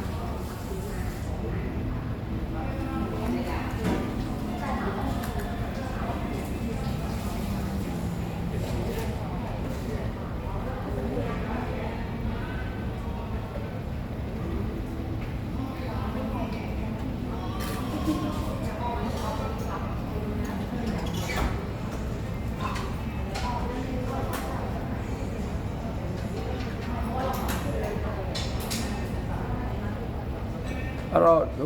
ထပ်ပြီးလေ့လာမှာဗာလဲဆိုရင် merger acquisition တော့ကုမ္ပဏီတစ်ခုကိုသိမ်းပိုက်ဖို့အတွက်တစ်ခါလေးမှာ share ဝင်နေဆိုတာလည်းရှိတတ်တယ်ဆိုတာသတိထားဖို့လိုသိလား။နော်တစ်ခါလေးမှာကုမ္ပဏီတစ်ခုကိုသိမ်းတော့မယ်ဆိုလို့ရှိရင်ပထမဆုံး merger လုပ်တယ်။နော်ပထမဆုံး merger မဟုတ် joint venture လုပ်တယ်။ joint venture လုပ်ပြီးရင် merger လုပ်တယ်။ merger လုပ်ရင် acquisition လုပ်တယ်။သုံးဆင့်သွားတာ။ဆိုတော့ဗျာဟိုရန်သူကကိုယ်မျိုးတော့မယ်ဆိုလို့ရှိရင်ချက်ချင်းမမျိုးဘူးကွာ။ပထမဆုံးကိုယ် joint venture လုပ်လို့တော့လည်း share တစ်ခုဝင်ပေးရစီဆိုလာပြောလိမ့်မယ်။ခင်ဗျားကအဲ့မှာထားပါတော့ 5% နော် 7% ပညာဝင်ပေးလိုက်တယ်ပေးလိုက်ရင်လည်းသူက ခင်ဗျားရဲ့ share တွေကိုထပ်ကဝယ်လာတယ်ပထမတော့ 5% နော်ဟို7% 8% လောက်ပဲဝယ်တာနောက်ပိုင်းဝယ်နေရခိုင်နှုန်း30 40ဖြစ်လာတယ်နောက်ရခိုင်နှုန်း50ဖြစ်လာပြီဆိုလို့ရှိရင် तू ကရှင်းပြောရင်တော့ဒီ BOD run ထဲမှာဒါထိတ်ဆုံးခုံလာထိုင်တဲ့လူတယောက်ဖြစ်သွားမှာဆိုတော့အဲ့ဒါ joint venture ကနေမာဂျာကိုကူတယ်မာဂျာကနေ acquisition ကိုကူတယ်လုံးဝ share တွေအကုန်လုံးပြန်အမ်းလိုက်ပြီဆိုရင်တော့ဒီ company တစ်ခုလုံးသူပိုင်သွားပြီလို့ပြောလို့ရတယ်အဲ့တော့ကျွန်တော်တို့ကမာဂျာရဲ့ acquisition ရဲ့ခုန joint venture ပေါ့နော်ထားတော့ပထမဆုံးကတော့အစတိုင်းပြောမယ်ဆိုရင်တော့ sole proprietorship လားတူတဲ့ပိုင်အဲ့ဒါပြီးရင် partnership ပြီးရင် joint venture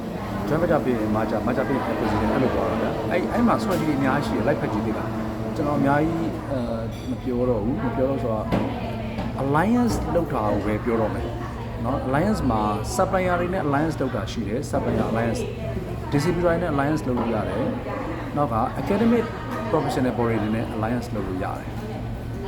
ဥပမာရေမွေးဖြန့်တယ်ဆိုလို့ရှိရင်เนาะပြင်သစ်မှာရှိတဲ့ရေမွေးပညာရှင်တွေကနေပြီးတော့ကမ္ဘာမှာအကောင်းဆုံးရေမွေးဟာဒီရေမွေးဖြစ်ပါတယ်လို့တခုနဲ့ပြောလိုက်တာနဲ့အဲ့ဒီရေမွေးကပေါက်သွားမှာเนาะပြောချင်တဲ့သဘောတရားတစ်ခါတည်းမှာကျွန်တော် alliance မှာခုနလို EAC နဲ့ Unilever ပေါင်းတဲ့ပုံစံမျိုးမဟုတ်ဘူးကျွန်တော်ဆိုရတော့တခြားရှိသေးတယ် supplier တွေနဲ့လည်းတွားပေါင်းလို့ရတယ် supplier လုပ်ငန်းတွေမှာခင်ဗျ share ဝင်လို့ရတယ် distributor ရဲ့လုပ်ငန်း distributor company တွေထဲမှာလည်းခင်ဗျတွားပြီးတော့ share ဝင်လို့ရတယ်နောက်ခင်ဗျပစ္စည်းကိုတစ်ဆင့်ပြန်လဲပို့နေတဲ့ logistic company တွေနဲ့လည်း share လုပ်လို့ရတယ်ဥပမာ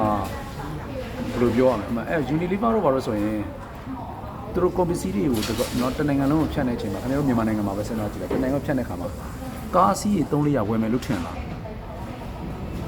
တနိုင်ငံလုံးကိုဖြတ်မယ်ဆိုရင်ကားစီးရေ300လောက်လိုတယ်အနည်းဆုံးပဲ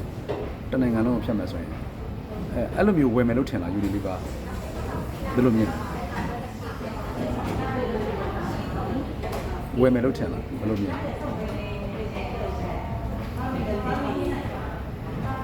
နည်းနည်းဆွေးနွေးကြည့်ပါဦး Unilever အဲ့လိုဝယ်မယ်လို့ထင်လား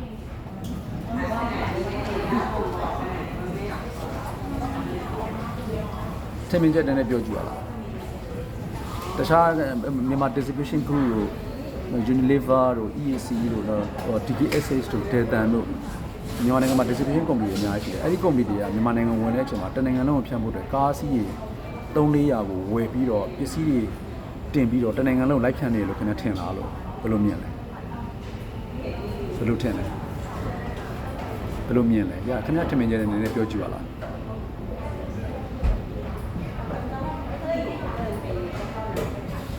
ခင်ဗျားဆိုရင်ရောလုံမလားပေါ့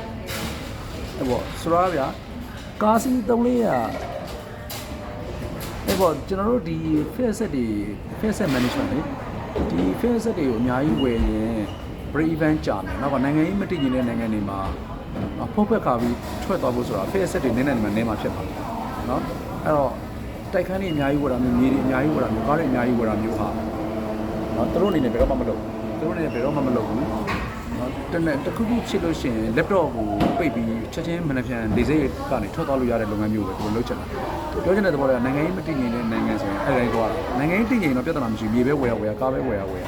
ဈေးကွက်ကလည်းဘုံဖြစ်နေတယ်ဘူး market တွေရှိတယ်လူတူချင်းဝင်ရလည်းတက်နေတယ်တိုင်းပြည်ကလည်းဖွံ့ဖြိုးချမ်းသာနေတယ်เนาะတိုင်းပြည်ရဲ့အလားအလာလည်းအရန်ကောင်းနေတယ်ဆိုရင်တော့သိကြတယ်အဲ့နိုင်ငံမှာခင်ဗျာကားလည်းဝယ်လို့ရတယ်မြေလည်းဝယ်လို့ရတယ် face set တွေစက်ရုံကြီးတွေထောင်လို့ရတယ်ထောင်းလို့ရတယ်တိုးတော့ကျွန်တော်တို့နိုင်ငံမျိုးမှာကြတော့အဲ့လိုလုပ်လို့မရအောင်စက်ရုံတော်မှစောက်တယ်မစောက်တယ်စဉ်းစားအောင်ရှိပြီးသားစက်ရုံကိုဝယ်လိုက်တာမျိုးတော့မလည်းငှားလိုက်တာမျိုးဥပမာ Unilever နဲ့ EAC ပေါင်းလိုက်တဲ့အတွက် Unilever ကမြန်မာပြည်မှာစက်ပြမှုတ်ထုတ်တဲ့စက်ရုံထောင်ဖို့လိုသေးလား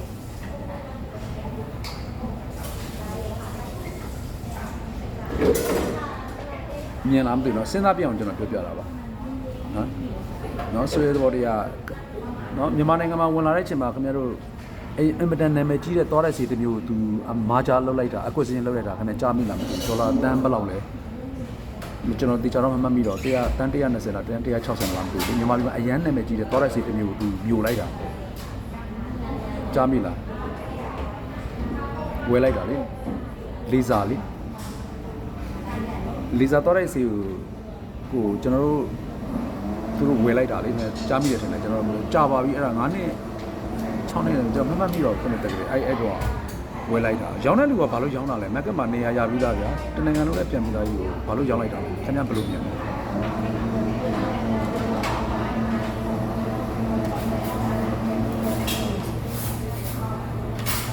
ရောင်းတဲ့လူကလည်းယူလို့ရောင်းတာလားလို့မေးတာကျွန်တော်ဆိုတော့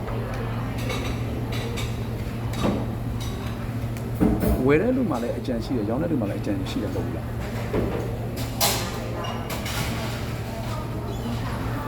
နည်းနည်းဝင်ဆွေးနွေးကြည့်ပါလားရောင်းတဲ့လူကဘာလို့ရောင်းတာရောင်းတဲ့လူကဘာလို့ရောင်းတာရောင်းတဲ့လူကဘာလို့ရောင်းလိုက်ဘယ်လိုမြင်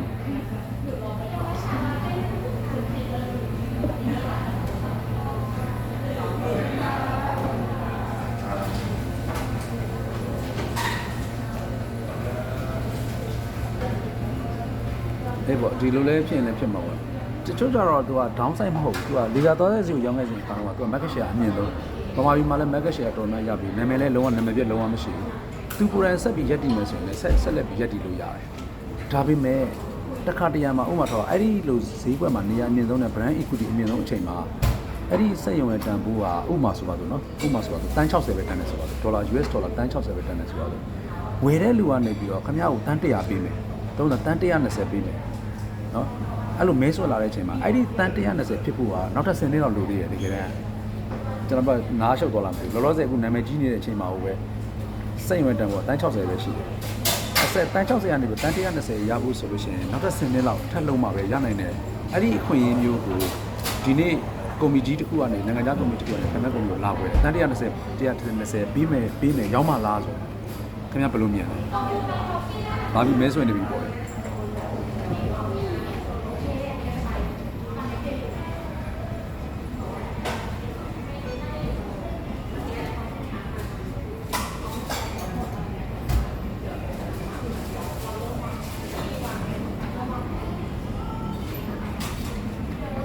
မြန်မာနိုင်ငံမှာကျွန်တော်တို့ဒီတရုတ်တွေတော်တော်များများမြို့တာအဲ့ဒီကိစ္စပဲလေဥပမာဗျာခင်ဗျားအိမ်ကမထားပါတော့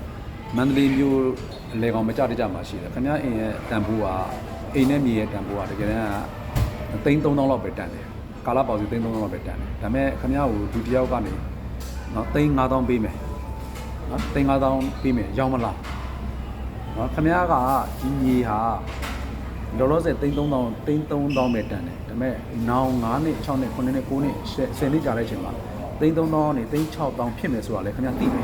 ခင်ဗျားသိတယ်ဒါပေမဲ့အဲ့နောင်4-5 10နှစ်မှာဖြစ်မယ်အနေအထားမျိုးကို तू ကအခုလာပေးနေတာကျွန်တော်တို့နားလည်လာမသိဘူးခင်ဗျားကလည်းစဉ်းစားတယ်ဗာစဉ်းစားလဲဆိုတော့အခုကာလပေါစီ3,000ပဲတန်တယ်ကိုတူက3,500လာပေးနေတယ်ခင်ဗျားရောင်းလိုက်လို့ရှိရင်3,500ရပြီးတော့เนาะ3,500ရပြီးတော့အဲ့ဒီ3,500နဲ့ခင်ဗျားနောက်ထပ်2နေရာသွားဝယ်လို့ရသေးတယ်ကျွန်တော်ပြောတော့ပေါ့လားခင်ဗျားလည်းခင်ဗျားအတွေးနဲ့ခင်ဗျားဟုတ်တယ်မလားကျွန်တော်ပြောတော့ပေါ့လားဟိုပေးတဲ့လူကလည်းပါလဲဆိုလို့ရှိရင်ပေးတဲ့လူကလည်းအယူထားပြီးပေးတာလားသူကလည်းဒီမြေဟာ3,000 5,000ပေးလိုက်ပြင်မယ်လို့နောင်9နှစ်လောက်ကြာတဲ့အချိန်မှာဒီကောင်ဒီ3,000နဲ့5,000ဖြစ်မယ်လို့သူတီးပြီးသားမဟုတ်ဘူးလားဝယ်တဲ့လူကရောနော်ဝယ်တဲ့လူကလည်းအဲ့လိုဗျာအဲ့တော့ဝယ်သူရောင်းသူကကျွန်တော်ပြောပြမယ်ဘယ်သူမှလူညံ့မဟုတ်ဘူးနော်ဟိုမျိုးခံလိုက်ရတဲ့လူကလည်းညံ့လို့မျိုးခံလိုက်တာမဟုတ်ဘူးလို့ကျွန်တော်ပြောချင်တယ်နော်အဲ့ဒါမျိုးတွေတတိထားဖို့လိုတယ်အဲ့ alliance မှာအဲ့ဒါတွေရှိတယ်နော်အဲ့ဒါတွေကျွန်တော်နောက်က budget expansion ကနော် budget allocation လို့ခေါ်တယ် budget ခွဲဝေမှုကကျွန်တော်အဲ့ဒါ financial planning ကြောင်းအခန်းထဲမှာထပ်ပြောပေးမယ်နော် financial planning ထဲမှာဒီကောင် budget allocation ကိစ္စပါတယ်ဗျာအဲ့ဒါခုနကတော့ခင်ဗျားခုနဈေးကွက်တွေချဲမယ်ဆိုင်ငန်းတွေချဲမယ် product အသစ်တွေထုတ်မယ် market အသစ်တွေသွားမယ်ဆိုလို့ရှိရင်ကုန်ကျစရိတ်တွေအများကြီးရှိတယ်အဲ့ဒီကုန်ကျစရိတ်တွေအတွက်ကိုကျွန်တော်က budget မှာ allocation လုပ်ရတယ်အဲ့ဒီ allocation က business plan မှာအများအားသတိထားတော့ဒီက budget ကိုဘယ်တော့မှမမေ့နဲ့နော် business plan မှာခင်ဗျားတို့ budgeting ကိုမလေ့လာဘဲနဲ့ business plan ကိုဆွဲခဲ့မယ်ဆိုရင်ခင်ဗျားရှုံးဖို့များတယ်သိလားကျွန်တော်မိတ်ဆွေတယောက်ဆိုရင်ဒုက္ခရောက်နေတယ်သူဆိုရင်အဲ့လိုမျိုးပေါ့ဗျာတခြားနိုင်ငံတစ်ခုမှာမြန်မာပြည်ကထွက်လာပြီးတော့အလုပ်လုပ်တယ်အဲ့တော့သူအိမ်မက်တွေရှိမှာပေါ့တခြားနိုင်ငံမှာသွားလို့လဲဆိုတော့အဲ့မှာသူကျွမ်းကျင်တဲ့အလုပ်နဲ့ပဲသူလုပ်ငန်းတစ်ခုထောင်လိုက်တယ်ထားပါတော့အဲ့ဒီနိုင်ငံမှာရှိတဲ့business တစ်ခုပေါ့ဗျာအလားအလာရှိတဲ့ business တစ်ခုကိုသူဝင်လုပ်လိုက်တယ်ငွေမနိုင်တော့တခြားသူတွေကို share 2ယောက်3ယောက်ခေါ်တယ်ခေါ်ပြီးတော့နော် strategic alliance လုပ်ပြီးတော့သူချီတက်တယ်ပေါ့နော်ဒါပေမဲ့တော့အခုသူရှုံးတယ်အကြီးတဲ့ရှုံးတဲ့အပြင်ကို ဆက်ပြီးရက်တီလို့မရတော့အောင်ရှုံးတာနော်အဲ့လိုရှုံးတဲ့အတွက်သူ့အိမ်မက်တွေကဒီ2နှစ်ခွဲ3နှစ်တည်းမှာပြိုသွားပြီတော့အဲ့ဒီလုပ်ငန်းကိုသူကရက်လိုက်ပြီးတော့နောက်ထပ်လုပ်ငန်းအသစ်တစ်ခုလုပ်ဖို့ကြိုးစားနေတယ်အဲ့ဒါဘာဖြစ်လို့အဲ့လိုဖြစ်ခဲ့တယ်လို့ထင်လဲလှုပ်လိုက်တဲ့အလုပ်ကသူကျွမ်းကျင်တဲ့အလုပ်လည်းဖြစ်တယ်နော်အလားလာလည်းရှိတယ်နော်အလားလာလည်းရှိပါလျက်နဲ့ကိုယ်လည်းကျွမ်းကျင်တဲ့အလုပ်လည်းဖြစ်ပါလျက်နဲ့ဘာဖြစ်လို့သူရှုံးသွားတာလဲ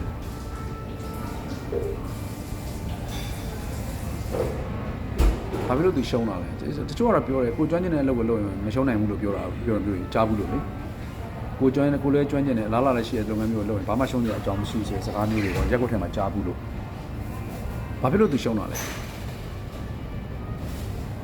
အဲ့ဒီသူလုပ်တဲ့လုပ်ငန်းကိုသူကျွမ်းကျင်တယ်အဲ့ဒီလုပ်ငန်းကိုလုပ်တဲ့တက်တန်းကလည်း15နှစ်20အနည်းဆုံးရှိတယ်တော်တော်ကြီးကိုနိုင်ငံတကာမှာလည်းအဲ့ဒီအလုပ်မျိုးကိုသူကိုယ်တိုင်ကဝန်ထမ်းအဖြစ်ပတ်လုပ်ဖူးတယ်ကဘာမှာအကျွမ်းကျင်ဆုံးဆိုတဲ့အလုပ်ကိုသူလုပ်လိုက်တာသိလားအကျွမ်းကျင်ဆိုတဲ့အလုပ်လုပ်လိုက်တာဒါပေမဲ့သူရှုံးသွားတယ်အဲ့ဒါဘာဖြစ်လို့ထင်လဲ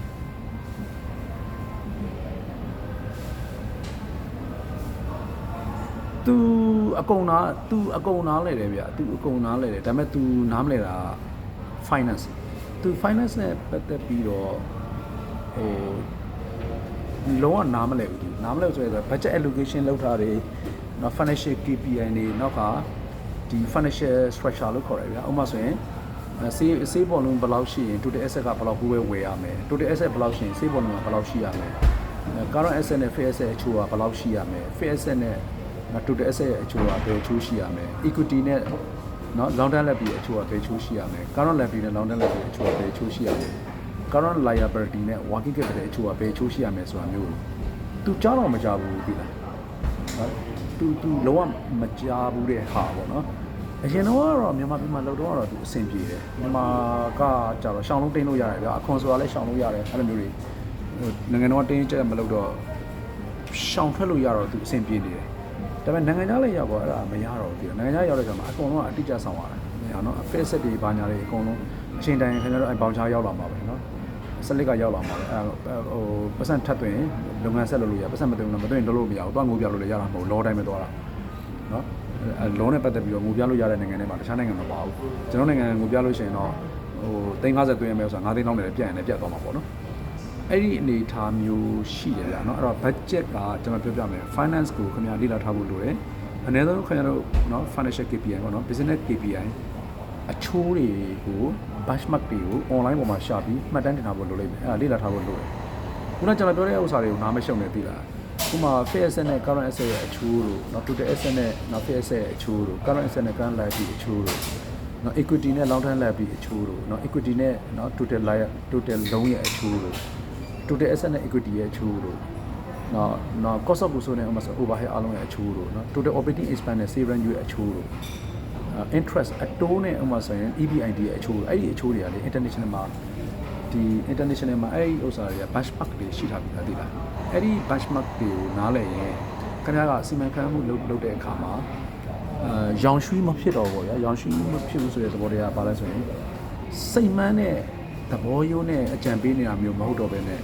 အချက်လက်တွေကိုအခြေခံတဲ့အချက်လက်တွေကိုဗဟုပြုတဲ့နော် evidence based decision making evidence ကိုအခြေခံပြီး decision making နဲ့သွားတဲ့အကြံပေးသမားတယောက်ခင်ဗျာဖြစ်နိုင်တယ်ပေါ့နော်ဖြစ်နိုင်ဆိုတော့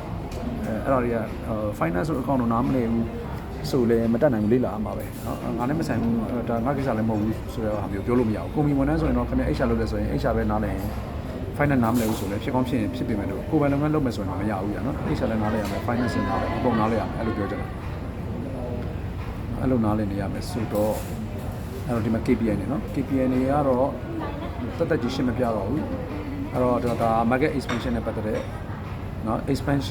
market expansion KPI လို့ပြောရမှာပေါ့နော်ကျွန်တော်ကဒီစာပိုက်တိုင်းမှာအစိပ် business plan မှာအစိပ်ပိုင်း42ခုရှိတယ်အဲ့ဒီ42ခုမှာတစ်ပိုင်းချင်းကို KPI ထည့်ထားတာကျွန်တော်ရဲ့ prompt အဲ့ကြောင့်မို့သူကခေါင်းစဉ်တစ်ခုချင်းမှာ KPI တွေပါနေတာအဲ့တော့ဒီ KPI တွေအကုန်လုံးကတက် copy and paste လုပ်ပြီးတော့တက်စုလိုက်မယ်ဆိုတော့ပို့ပြီးတော့ကောင်းတာပေါ့နော်အဲ့တော့ KPI တွေအကြောင်းတော့အများကြီးမပြောပြတော့ဘူးအဲ့တော့ဒါ market expansion လုပ်ဖို့အတွက် KPI တချို့ဥပမာထားပါနမူနာပြောမှဆိုရင်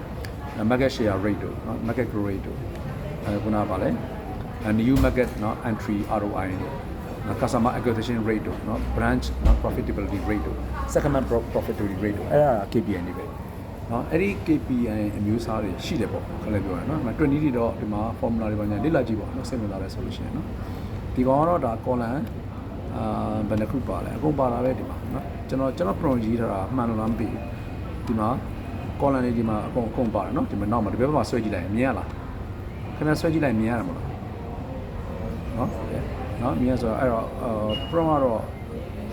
လူရတဲ့အောင်ပူကောင်းနေတယ်ခက်လက်ပြောရနော် risk ကြောင်းမပြောတော့ဘူး risk ကနောက်တစ်ခုပေါ့နောက်တစ်ခုကဘယ်လိုသွားမလဲဆိုလို့ရှိရင်ပတ်နံပါတ်ဘယ်လောက်ရောက်သွားပြီလဲဆိုတော့နောက်တစ်ခုခဏဆွဲလိုက်နော်နောက်တစ်ခုကပတ်နံပါတ်15ပတ်နံပါတ်15က product portfolio planning သို့မဟုတ် service portfolio planning လို့ခေါ်တယ်နော်အဲ့ဒါကိုselect ဆွဲမယ်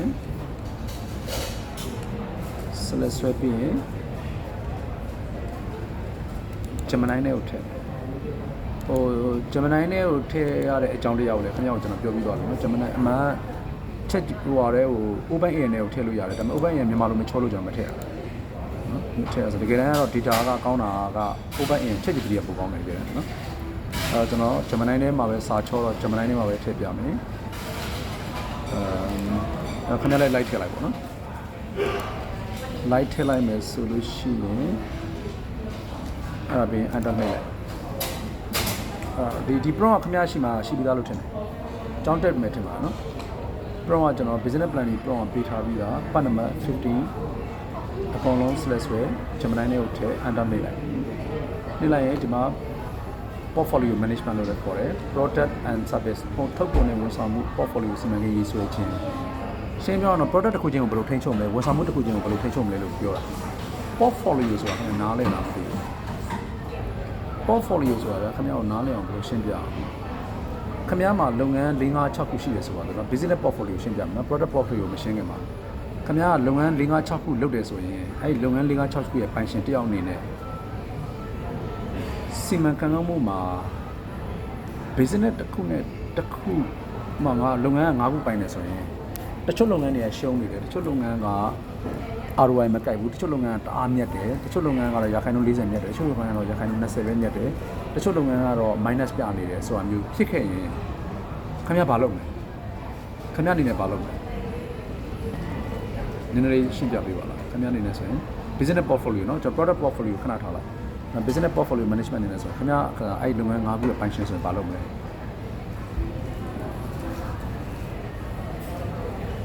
ဘာလုပ်မလဲဥပမာခင်ဗျာအိမ်ချမ်းမြေလုပ်ငန်းလည်းလုပ်တယ်ဗျာเนาะအိမ်မှာဈေးဆိုင်လည်းတည်ထားတယ်เนาะလုပ်ငန်းနှစ်ခုဖြစ်သွားပြီနောက်တစ်ခုကခင်ဗျာထားပါတော့ငွေတိုးလည်းပေးတယ်เนาะငွေချေးတဲ့လုပ်ငန်းလည်းလုပ်တယ်ပေါ့နောက်တစ်ခုက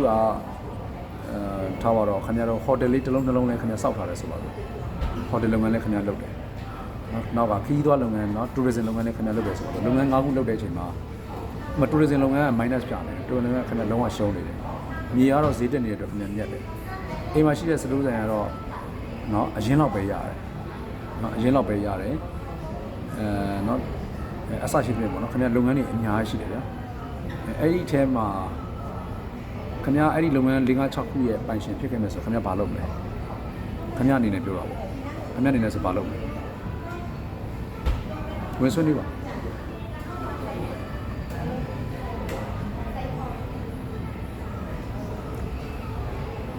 နော်အဲ့တော့တချို့လုပ်ငန်းတွေကြတော့လက်ရှိမြတ်တယ်ဗျာဒါပေမဲ့ရည်ရှိမှာအလားလာမကောင်းဘူး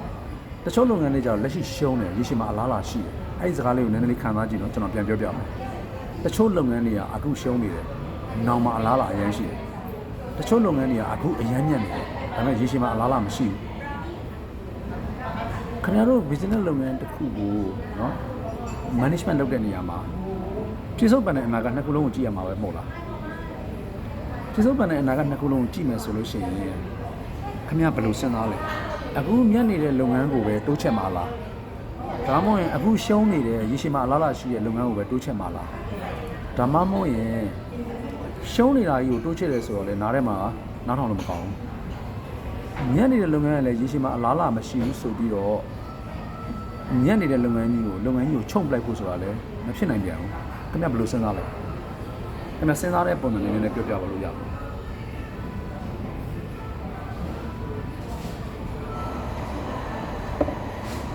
ရတယ်ခင်ဗျဝင်ဆွေးနေပါရခင်ဗျားတို့အမြင်လေးပေါ့ခင်ဗျားတို့အမြင်ဘယ်လိုရှိလဲတရားဝင်ဆွေးနေပါရတယ်ဟိုဟာဆွေးနေဆိုတာမဟုတ်ခင်ဗျားတို့ချင်းဖလှယ်လို့ရအောင်ကျွန်တော်တင်ပြဟပေးရတယ်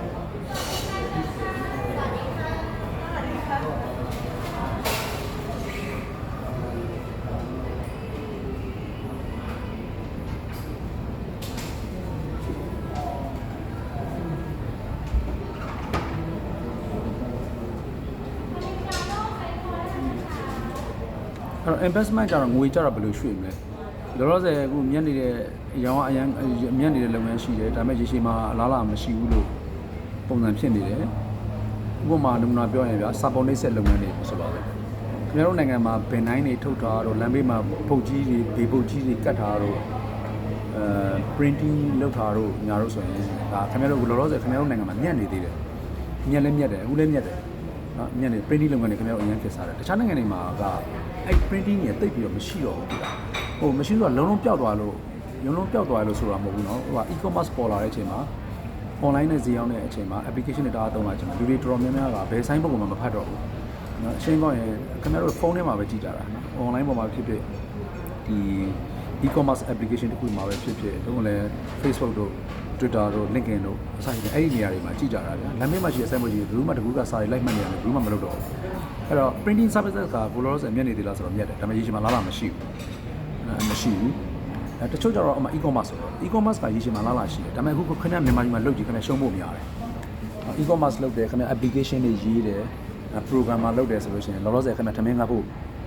မြန်မာပြည်မှာဆိုခင်ဗျာထမင်းငတ်ဖို့များတယ်ခက်လေပြောရင်မြန်လောလောဆယ်ပြောတာနော်ဒါပေမဲ့ရေရှည်မှာအလားအများကြီးရှိတယ်အဲ့မျိုးဆိုဘယ်လိုလုပ်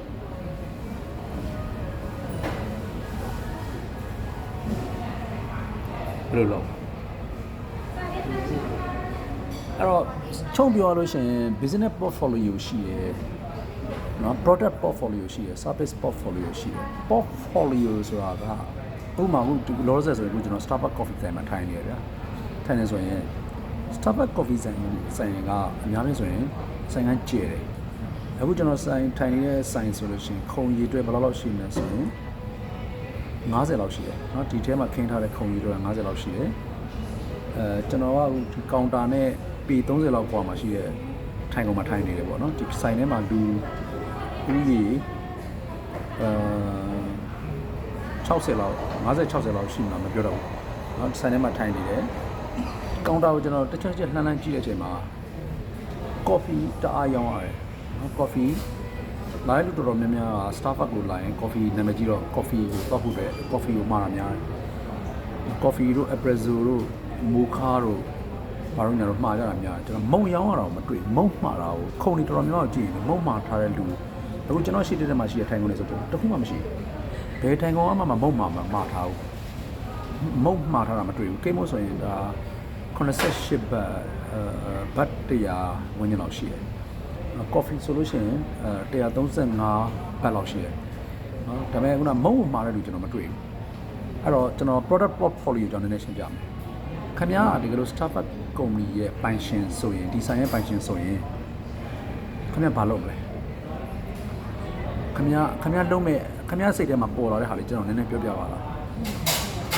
ခင်ဗျားစိတ်ထဲမှာပေါ်လာတဲ့အတိုင်းပြောကြည့်ဗျာဒီမှာ product A ကမထား coffee ပေါ့ coffee တို့ americano တို့ mocha တို့ပေါ့ product B ကဒီမှာဆိုရင်ထားပါတော့ product B ကဥပမာဆိုရင်ခုနကိတ်မုံတို့ခုနပါခေါ်လဲပန်ကိတ်တို့ပါတော့ညာတော့ product C ကကျတော့အချိုရီလိုင်းပေါ့နော်အချိုရီကပါလဲဟိုဟာပြောတာကဒီမှာတန်မြာကြီးတို့ဘာလို့ညာရှိမှာပေါ့အဲ့ဒါအချိုရီရောင်းတာတွေလည်းတွေ့တယ်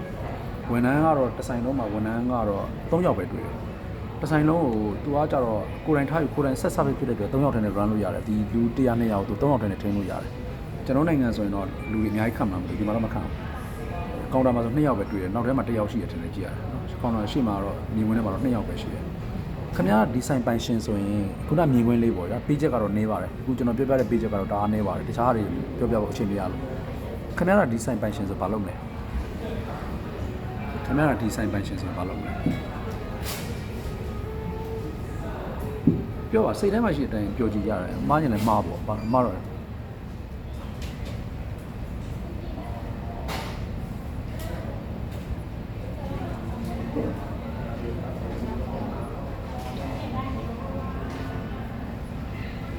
ဟုတ်ပြီဟိုဟာဆိုတော့ coffee တစ်မျိုးတည်းမှာရင်135ဘတ်ပေးရမယ်အဲဒီလို coffee နဲ့မုန့်နဲ့တွဲမှာရင် coffee နဲ့မုန့်နဲ့တွဲမှာရင်မုန့်ကိုဟိုမှာထားပါတော့50% short ပေးမယ်ဆိုတာမျိုးပေါ့မုန့်ကတော့အခုကျွန်တော်ကြည့်တော့ရောင်းကိုမရောင်းအောင်ထင်တယ်ရောင်းကိုမရောင်းလို့ဆိုတော့မှားတဲ့လူကိုမတွေ့တာမတွေ့တော့မုန်းကခက်တာသူတို့ကကျတော့စူပါမားကတ်တွေမှာဖွင့်တာဖြစ်တဲ့အတွက်စူပါမားကတ်ကအပေါ်တက်မှာတက်ပြီး big C အပေါ်တက်မှာ big C ရှိတယ်ဗျာအပေါ်တက်မှာ big C မှာတွက်ဝယ်ရင်ခုနပေါင်မုန်းက73ဘတ်12ဘတ်ပဲရှိတယ်နော်10ဘတ်လောက်ပဲရှိတယ်သူ့ဆိုင်မှာဒီမှာကိုရောင်းနေတာဘတ်80လောက်ရောင်းနေတာဆိုတော့အပေါ်တက်ကိုပေ50လောက်လမ်းလျှောက်လိုက်တာနဲ့ခြေလမ်း50လောက်လျှောက်လိုက်တာနဲ့ကိတ်မုန်းက10ဘတ်ပဲရှိတော့တယ်ဒီဆိုင်ထဲမှာထိုင်ပြီးမှာမယ်ဆိုရင်တော့ဘတ်ကနော်ဟို80 80ပေးရတယ်ဆိုတော့လူတွေလည်းတွေးမှာပေါ့နော်အပေါ်ဓာတ်ကိုတက်ဝဲပါအပြန်ညမှာအပေါ်ဓာတ်ကိုတက်ဝဲရင်ကိတ်မုံဘတ်80ဆိုလို့ရှိရင်ကိတ်မုံ9လုံးလောက်ရမယ်ဒီဆိုင်ထဲမှာထိုင်စားမယ်ဆိုတော့ကိတ်မုံကတစ်လုံးစာပဲရမယ်ကျွန်တော်ကနားလည်လားမသိဘူးနော်တစ်လုံးစာပဲရမယ်ဆိုတော့တွေးကြမှာပေါ့နော်နောက် coffee ကတော့ Starbucks coffee ကတော့အပေါ်ဓာတ်မှာတော့မရနိုင်ဘူးတရားအပေါ်ဓာတ်မှာ coffee တွေရောင်းလားဆိုတော့ရောင်းတယ်ဒါပေမဲ့ Starbucks coffee မရှိဘူးမရှိတော့10ဘတ်15ဘတ်ဘတ်20နဲ့ coffee တွေဝယ်လို့ရတယ်အပေါ်ဓာတ်မှာ coffee ရောင်းတဲ့ဆိုင်တွေအများကြီးရှိတယ်ဆိုင်တွေ100လောက်ရှိတယ်အပေါ်ဓာတ်မှာ busy မှာဒါပေမဲ့ဒီဆိုင်ဟိုတဲမှာအခုခုံတော်များများလူပြေတာကိုတွေ့ရတယ်ဒါပေမဲ့အားလုံးကမုံမမဘူး coffee ပဲမှာတယ်ဒါဆိုရင်အိတ်ချာကြောင်းနဲ့ပြောကြည့်အောင်ဝန်ထမ်းခန့်ရင်ဒီဆိုင်မှာဦးစားပေးဘယ်လိုခန့်မလဲဝန်ထမ်းခန့်မယ်ဆိုရင်ပေါ့နော်ခန့်မယ်ဆိုရင်ဘယ်လိုဦးစားပေးခန့်မလဲဒီမှာကိတ်မုတ်လုပ်တဲ့လူနဲ့ coffee ထော်တဲ့လူဆို coffee ထော်တဲ့လူဦးစားပေးခန့်မှာမဟုတ်လား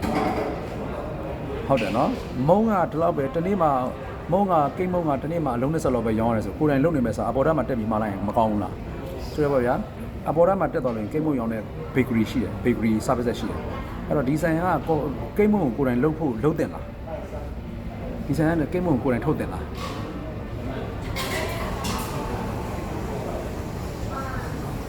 ဟမ်ဒါပေါ့ပေါ့နော်ဒါပေမဲ့ခုနပေါ့ဆိုတော့မုံမစားဘူးဆိုတာလေဘတ်80မလို့မစားတာလေတကယ်တမ်းဆိုရင်တော့coffee နဲ့မုံနဲ့တကယ်လိုက်ပါတယ်ဟုတ်တယ်မလား coffee နဲ့မုံနဲ့ဆိုတာလိုက်ပါတယ်ဥပမာခင်ဗျားတို့ရန်ကုန်မှာဆိုရင် Parisian တို့ Season တို့ဘာလို့ဆိုလို့ရှိရင်မုံတွေရောင်းရတယ်ညကြည့်လိုက်မုံတွေတပိုင်းတန်းလာချလို့ရှိရင်ခဏလေးနဲ့ပြက်ခနဲ့ကုန်သွားတာဘာလို့ coffee က4500ဗျာနော်ဥပမာဆိုရင်ထားပါ Americano ဆိုလို့ရှိရင်ဒီ Horizon မှာဆို4500ကျန်တဲ့ဆိုင်ဆိုတော့8000လောက်ရှိတယ်နော်4500ဒီဟိုဟာလေးတွေကဘယ်လောက်လဲ1500လောက်ပဲရှိတယ်နော်ဟိုကိတ်မုံလေကိတ်မုံက1200 1500လောက်ပဲရှိတယ်ဆိုတော့ဟို coffee နဲ့မုံနဲ့တွဲစားရင်တော့မှ6000လောက်ပဲကြာတယ်6000လောက်ကြာတယ်ဆိုတော့အခါကျတော့မြန်မာနိုင်ငံမှာဆိုရင် coffee နဲ့မုံနဲ့တွဲလေမှာကြတာများတယ်အများဖြင့် coffee တက်ကြီးတောက်ပြီးပြန်နေလို့ရှားတယ်နော်အဲ့တော့ဒီရလူတွေကလည်းမက်ပီကလာတဲ့လူတွေမဟုတ်ဘူးညာဆိုတော့ coffee တောင်းရင်းနဲ့မုံစားခြင်းကြမှာပဲလေဒါပေမဲ့ coffee ပဲ135ဘတ်ပေးလိုက်ရတယ်မုံကကြတော့ဘတ်80လောက်ပေးရမှာဆိုတော့နှစ်ခုစားရင်ဘတ်200ဆိုတော့မြန်မာဝင်နဲ့ဆိုတော့2000ခွဲ3000လောက်ကျတယ်2000ခွဲ3000မှာ3000ကျနေတော့ဝင်ငွေနဲ့ပါလဲသူတွေ့ကြမှာပေါ့နော်တွေ့ကြမှာဆိုတော့အဲ့လိုပေါ့နော်အဲ့တော့ဟိုထားလိုက်တော့ဟို portfolio ဆိုတာကိုခင်ဗျားရှင်းပြချင်တာခင်ဗျားကိတ်မုံ5မျိုးတင်တယ်အဖြော်နော်အဖြော်ကဥပမာဆိုရင်10မျိုး15မျိုးလောက်ရှိတယ် coffee က10မျိုး15မျိုးလောက်ရှိတယ်အဲ့ product တစ်ခုချင်းကို management လုပ်ရတယ် management ဆိုတာနော်အဲ့တော့ခင်ဗျားတို့ကကုန်စုံတိုင်းဖွင့်ထားတယ်ဒါမှမဟုတ်လည်းကုန်မျိုးစုံရောင်းတဲ့ကုမ္ပဏီထောင်ထားတယ်ဆိုလို့ရှိရင်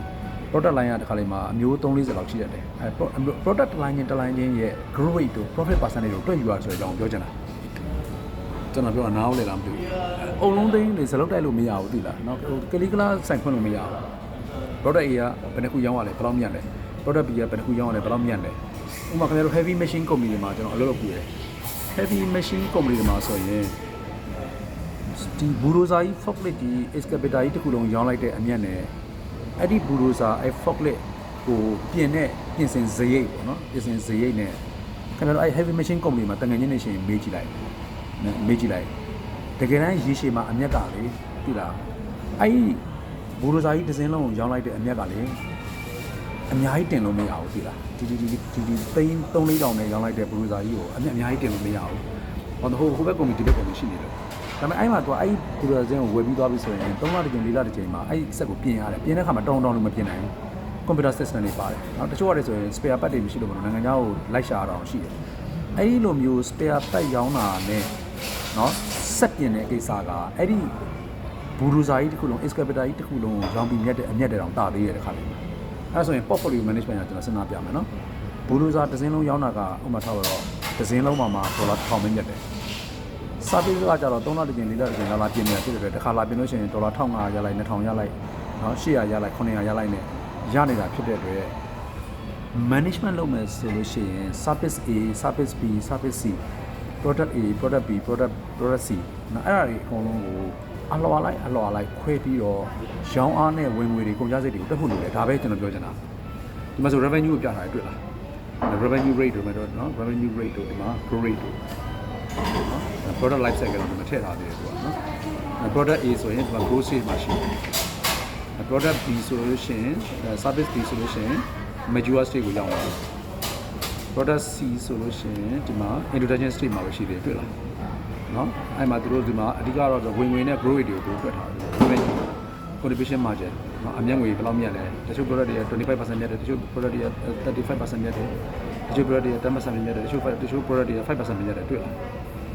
ဒါနော် growth rate မှာလည်းအတိုင်းပဲ market growth rate ကတချို့ product တွေကတက်နေတယ်တချို့ product တွေကဆင်းနေတယ်တချို့ product တွေဆိုမရောင်းရတော့ဘူးဒီမှာ -2% ဆို growth rate ကမရှိတော့ဘူးမရှိတာမဟုတ် minus ဆို0အောက်ကိုရောက်သွားပြီဆိုတော့ဒီ product ဆိုတာအဆိုင်ပေါ်မှာတော့မတင်သင့်တော့ဘူးဆိုတဲ့ပုံစံမျိုးပဲ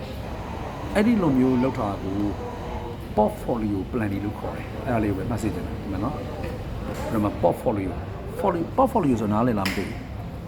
portfolio ဆိုတာဗျာတရားကြီးဘာသာပြန်မယ်ဆိုရင်တော့ဇန်ညွန်းပေါ့ဇန်ညွန်းဆိုတာသိလားဒီ product တစ်ခုနဲ့တစ်ခုကိုအလဲ play လုပ်တာ service တစ်ခုနဲ့တစ်ခုကိုအလဲ play လုပ်တာ business တစ်ခုနဲ့တစ်ခုကိုအလဲ play လုပ်တာဘယ်လုပ်ငန်းပုံများလဲဘယ်လုပ်ငန်း profit margin ပို့ကြတယ်ဘယ်လုပ်ငန်းက grade ပို့တက်နေလဲအဲ့တော့ဘယ်လုပ်ငန်းကို resource ပို့ထည့်မယ်ဘယ်လုပ်ငန်းကို resource ကို short မလဲဘယ်လုပ်ငန်းကိုဖြုတ်ပြမလဲဘယ်လုပ်ငန်းကိုဖြုတ်ပြီးတော့ဘယ်လုပ်ငန်းတွေကိုပတ်စံသွားထည့်မလဲဆိုတဲ့ကိစ္စမျိုးအဲ့ဒါဇန်ညွန်းရေးဆွဲသလိုဆွဲရတာမဟုတ်လို့ကျွန်တော်ကအဲ့ဒါကို portfolio management လို့ခေါ်တယ်အဲ့ဒါကို portfolio planning လို့လည်းခေါ်တယ်အဲ့တော့ခင်ဗျားဆွဲမဲ့ business plan တွေမှာ portfolio planning ပါဖို့လိုတယ်ပြောချင်တာဒါပဲရလားဆိုလို့ရလားကျွန်တော်ဆိုလို့ရလားနော်အဲ့ဒါ portfolio management လို့ခေါ်တယ်နောက်က BCG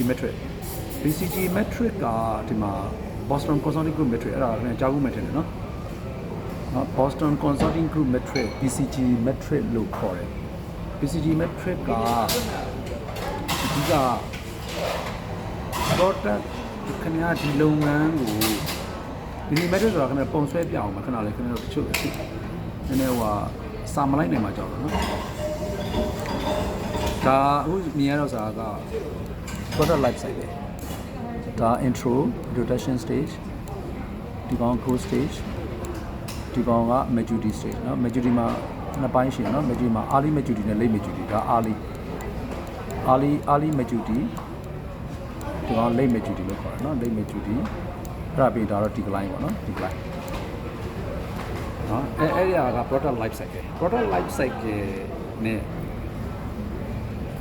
BCG metric နဲ့ကတစ်ဆက်ထဲပဲဒီလားเนาะဘယ်လိုတစ်ဆက်လဲဆိုတော့ဒီနေ့ဆွဲပြပါမယ်ဒီ BCG metric ကိုဆွဲပြီးเนาะသူကြတော့အကွက်ကလေး၄ခွက်ရှိတယ်เนาะခင်ဗျာ theory textbook ထဲမှာကြည့်ရင်လည်းတွေ့လိမ့်မယ် H swing yo မှာခင်ဗျာ company ရောင်းအားရှိတယ်စေးဘောလုံးပေါ့ခက်လိုက်ပြောเนาะ market share လို့လည်းခေါ်တယ်ဒီကောင် market share percentage တော့စေးဘောလုံးညာဘက်ကိုသွားရင်2လာမှာပေါ့เนาะဒီမှာ0ပေါ့ဒီနေရာမှာ0 2လာလိုက်ပြီเนาะYO မှာကျတော့ market growth rate လို့ခေါ်တယ်ဒီကောင် growth percentage market growth rate ဆိုတာခင်ဗျားတို့လုပ်နေတဲ့လုပ်ငန်းကြီး industry ပေါ့နော်လုပ်ငန်းကြီးဆိုတာလေ industry တစ်ခုလုံးရဲ့ growth rate ကိုပြောတာဆိုတာကခင်ဗျားအပါဝင်တခြားသောလုပ်ငန်းတူလုပ်နေတဲ့လုပ်ငန်းတွေရဲ့အတက်အကျကိုပြထားရဥစ္စာအဲ့ဒါဒီမှာဆိုရင် low ရှိတယ် high ရှိတယ်ဒီကောင်က low high market share မှာလည်းထုံနေဒီကောင်ပဲဒီမှာ low high စေးဘောလုံးမှာလည်းနော် low high ရှိတယ်နော်အဲ့မှာကျွန်တော်ကဘာကိုပြောနေတာလဲဆိုတော့ဒီမှာပြအောင်လုပ်ငန်းတစ်ခုစလုပ်တယ်ဆိုရင်ဒီနားလေးကစတယ်ဒီမှာကြည့်ဘာဖြစ်လို့ဒီနားလေးကစတာလဲခင်ဗျသိလားလုပ်ငန်းစလုပ်တဲ့အချိန်မှာ market share 0မို့လားဒီမှာလေး0လေဒီနေရာ0မဟုတ်လားဒီမှာစေးဘောလုံးဒီ market share 0ဒီကောင်ကပါလဲ growth rate ကဒါ 100% ဒါအမြင့်ဆုံးနေရာ very high ဆိုတဲ့နေရာခ ခင်ဗျလုပ်ငန်းတစ်ခုစလုပ်တယ်ဆိုရင် grow rate နည်းတဲ့လုပ်ငန်းတွေကိုဘယ်သူဝင်မလဲ industry grow rate market grow rate နေတဲ့လုပ်ငန်းတွေကိုဘယ်သူမှမဝင်ဘူးမို့လား hype ဖြစ်မှာပဲဝင်ကြတာဖြစ်တဲ့အတွက်ဒီနေရာကနေဝင်တာဒီကနေဝင်ဒီကနေစတာမဟုတ်ဘူးဒီနေရာကနေဝင်တာဒီလိုလာပြီးတော့မှဒီကနေဖြည်းဖြည်းချင်းဒီလိုချီတက်လာပြီးတော့မှ product life cycle ကဒီလိုဖြစ်သွားတာအဲ့လိုဆင်းသွားတယ်အပေါ်ကပုံလေးကဒီကိုရောက်လာတယ်အပေါ်မှာပြတ်တဲ့ product life cycle ဒီအောက်ကိုရောက်လာတာ introduction အဲ့ဒါပြီး grow အဲ့ဒါပြီး early maturity အဲ့ဒါပြီးဒီမှာ late maturity အောက်မှာ decline ဆိုရင်အဲ့လိုဆင်းသွားတယ်မြင်ရလားမသိဘူးကြည့်ရလား introduction ဒါကဘာလဲ grow ဒါကဘာလဲ early maturity နော်ဒီကောင် early maturity ဒီကောင် late maturity အဲ့ဒါပြီးဒီဥစ္စာ decline ဆိုအဲ့လိုဖြစ်သွားတာ product life cycle ကိုကျွန်တော်က Boston Consulting Group metric BCG metric တွေကိုထည့်ပြနေရနော်ကျွန်တော်ပြောတာနားဟုတ်လေလားမသိဘူးเนาะအဲ့တော့ဒီမှာဆိုရင်လုပ်ငန်းစတင်တဲ့အချိန်မှာရောင်းအားကစီးလို့ grade ကမြင့်တယ် grade မြင့်လို့လည်းဒီလုပ်ငန်းကိုစလုပ်တာလေပြောတာအဲ့တော့အဲ့ဒီစဝင်တဲ့အချိန်မှာရှိတဲ့လုပ်ငန်းကိုဘာလုပ်ငန်းလို့ခေါ်တယ်အဲ့ဒီအချိန်မှာအဲ့ဒီအနေအထားမျိုးဒီကာလမှာရှိတဲ့လုပ်ငန်းမျိုးကိုဘာခေါ်လဲ problem chain လို့ခေါ်တယ်သိတယ်မလား problem chain အဲ့ဒီလုပ်ငန်းမျိုး problem chain အရှုံးပေါ်တယ်ရရှိမှာလာရှိတယ်အဲ့ဒါ problem chain business လို့ခေါ်တယ် problem chain နော် question mark လို့လည်းခေါ်တယ်သိလားနော် problem chain တော့မဟုတ် question mark အတူတူပဲ question mark ဆိုဒီလုပ်ငန်းကိုဆက်လုပ်မလားမလုပ်ဘူးလားလုပ်တင်လားမလုပ်တင်လားဆိုတာစဉ်းစားလို့ပြောတာနော်အဲ့ဒါပြီးရင်ဒီမှာပြီးရင် growth stage ကြတော့သူက break even ကာလရောင်းအားကဆက်တက်လာတယ်ဒါပေမဲ့နော်ရောင်းအားကဒီမှာဒီဘက်ကိုညာဘက်ကိုသွားလိုက်တယ်စေးဘောလုံးကတက်လာလို့ပဲရောင်းအားကဆက်တက်နေသေးပဲမကွေ့သွားဘူးနော်အောက်ကမကွေ့ဝင်မသွားသေးဘူးဆက်တက်နေသေးပဲနော်အဲဒီချိန်မှာသူကဘာလဲဆိုရင် break even ရအောင်ကြည့်ရမယ် growth stage ကိုရောက်တဲ့အချိန်မှာ break even အရင်ကြည့်ဒီကာလကိုပြောတာဒါ break even လုပ်တဲ့ကာလအရင်ကြည့်အောင်လုပ်ရမယ် break ဒီကာလမှာ growth stage မှာဒီလို break even မရဘူးဆိုလို့ရှိရင်ခင်ဗျလုပ်ငန်းကအခြေအနေတော်ဆိုးဝါးနိုင်တယ်ဆိုတော့ဒီအရင်ဆိုတာမြန်မြန်ကြည်လီကောင်းနေလားနောက်ကျမှကြည်ရင်ကောင်းနေလားဘယ်လိုမြင်အရင်ကိုဘယ်လိုမြင်လဲမြန်မြန်ကြည်လီအဲ့တော့အရက်စကားနဲ့ပြောရင်ငွေပေါ်မြန်တယ်ဆိုတာကြားဘူးရမလားအဲ့တော့ investment နဲ့ရင်ငွေပေါ်မြန်တဲ့လုပ်ငန်းကိုလုပ်ရတယ်အဲ့တော့ investment နဲ့ရင်နော်ခင်ဗျာ construction လုပ်ငန်းတွေပါညာကြီးသွားမလုပ်နဲ့နော်စားတောက်ကုန်လုပ်ငန်းကိုလုပ်ငွေပေါ်မြန်တယ်နောက်ဒီနေ့ဖွင့်ပြီးနောက်တစ်နေ့ဆိုရောင်းနေရပြီနော်ရောင်းနေဆိုတာငွေပေါ်မြန်တဲ့လုပ်ငန်းကိုလုပ်ရတာဒီလို investment များတယ်ဆိုရင်တော့ long term investment ဆိုရင်တော့အခုန construction လုပ်ငန်းတွေ developer လုပ်ငန်းတွေမြေဝယ်တာတွေတိုက်ဆောက်တာတွေလုပ်လို့ရတယ်။ဒါခင်ဗျာငွေရှိတယ်လို့ပြောတယ်။ငွေမရှိဘဲနဲ့တော့တနိုင်ဝင်လေး3 4 5 6 6 1000နဲ့လောက်နဲ့ရောခင်ဗျာတို့ကြီးကြီးတွေစဉ်းစားမိနေစားတောက်ကုန်လုပ်ငန်းတော့ဘာမှလုပ်နော်ဟို fixed asset အနည်းဆုံးလုပ်ငန်းကိုလုပ်ရတယ်။အဲ့တော့ fixed asset တွေကြောင့်လည်းနောက်မှပြောပြတော့မယ်။အဲ့ဒါ break even ကအဲ့ဒါပြီးရင်ဒီမှာ early maturity ဒီကောင်က star ဒီကာလကိုကျတော့ star လို့ခေါ်တယ်။နော်ဒီကောင်ကကျတော့တောက်လဲအရင်ကြည့်ပြီးမြတ်သွားပြီလားတောက်လဲမြတ်တဲ့အချိန်ဘောင်းချာတွေဒလဟောဖွင့်နေတဲ့အချိန် order တွေအရင်တက်နေတဲ့အချိန် early maturity မှာဆိုရင်ကျွန်တော် start ဖြစ်ပြီဒါပေမဲ့ early maturity ရောက်တဲ့အထိကိုတချို့အရင်မကြည့်တဲ့လူတွေရှိတယ်เนาะအဲ့ဒါဆိုရင်တော့အချိန်ကြီးတော်တော်ဆိုးနေပြီလို့ပြောလို့ရတယ်ဘာလို့ဆိုတော့ဒီမှာအောက်ကို꿰တော့မှာမဟုတ်လို့ဒီကောင်ဒီကနေတစ်စင်ဒီဘက်ကို꿰ဆင်းသွားတော့မှာဖြစ်တဲ့အတွက်အဲ့ဒါပြဿနာကြီးတက်လိမ့်မယ်เนาะ early maturity ပြီးဒီမှာ late maturity နော်ဒါ late maturity ကတော့အောက်ကိုဖြည်းဖြည်းချင်းထိုးဆင်းနေပြီညနေစေ ROI နဲ့တက်နေစေဆိုင်ရုံးခွဲဆိုင်ခွဲတွေလည်းတိုးဖွင့်နေစေပဲရှိသေးတယ်ဒါပေမဲ့ဒီချိန်မှာအများကြီးမတိုးသင့်တော့ဘူးဆိုင်ကန်းကိုလိုအပ်တဲ့လောက်ပဲရက်ထားသင့်ပြီလို့ထင်တယ်အဲ့ဒါပြီးရင်အောက်ကိုဒီမှာအောက်ကိုဒီမှာထိုးဆင်းသွားပြီဖြစ်တာအောက်ကိုဒီမှာ꿰သွားပြီ꿰သွားဆိုတော့ဒီမှာဒီ line ဘက်ကိုဝင်သွားပြီခဏလေးကျွန်တော်ကဘက်ထရီပြုတ်သွားတယ်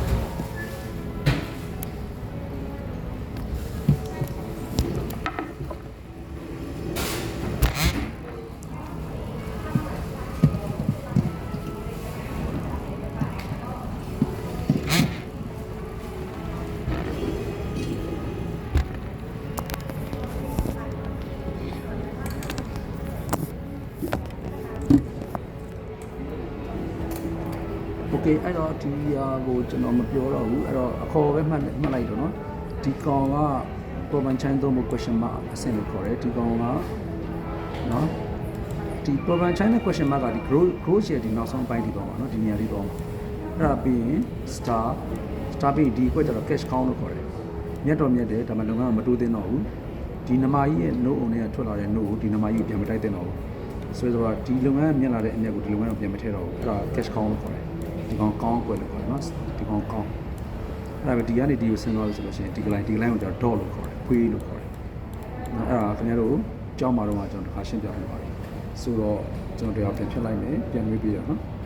အဲ့တော့ဒီကောင်က BCG metric ကအဲ့တော့ product တစ်ခုချင်းကိုခင်ဗျားတို့ဒီမှာ star လား cash cow လား question mark လား drop လားဆိုတော့ဆွဲပြရမှာတွေ့လားမတွေ့လား product A star product B က cash cow product C က question mark product D က drop ခုဒီကောင်လုပ်ငန်းမှာလည်းလုပ်ငန်း၅ခုရှိခဲ့မယ်ဆိုရင် product ကိုမေးလိုက်ဒီမှာ business A star တောက်လည်းညံ့နေတယ်လို့ပြောတာညံ့နေသေးပဲရောင်းရည်ကောင်းနေသေးပဲ business B ဒါလုပ်ငန်း B ဆိုပါတော့အမှထားပါတော့အင်ချန်ဒီလုပ်ငန်းဆိုပါတော့เนาะ cash count ကွက်เนาะမြေဝယ်ထားရင်မြေစည်းကတက်နေတယ်ခင်ဗျမြက်တယ်လို့ထင်ရတယ်ဒါပေမဲ့လိုရတဲ့ပို့ပြီးတော့ဝယ်ရင်တော့မြေစည်းပြုတ်ကျသွားတဲ့ချိန်မှာလည်းအကြီးကွဲသွားလိမ့်မယ်အမေရိကန်မှာလည်းဖြစ်ခဲ့တယ်ဒါမြေလုပ်ငန်းဆိုပါတော့เนาะproduct C ကတော့ question mark ဥပမာဆိုရင်ခင်ဗျတို့ e-commerce သုံးမရင်လည်း AI နဲ့ပတ်သက်တဲ့လုပ်ငန်းတစ်ခုကိုထောင်ထားတယ် AI ကိုအခြေခံတဲ့ technology ကိုအခြေခံတဲ့လုပ်ငန်းတစ်ခုကိုထောင်ထားတယ်လောလောဆယ်ခင်ဗျရှုံနေလိမ့်မယ် question mark problem childဒီကလေးကိုမွေးရတာပုံစံအရင်များတယ်အောင်မြင်လားမသိကြဘူးအဲကြောင့် question mark တော့ problem child တို့တော့ရရှိမှလာရှိတယ်ရည်မှလာရှိတယ် product တွေဆိုရင်လည်းကောင်းပါတချို့လုပ်ငန်းတွေကတော့ top ဖြစ်သွားပြီဆိုတော့ဘယ်လိုတွေဖြစ်လဲ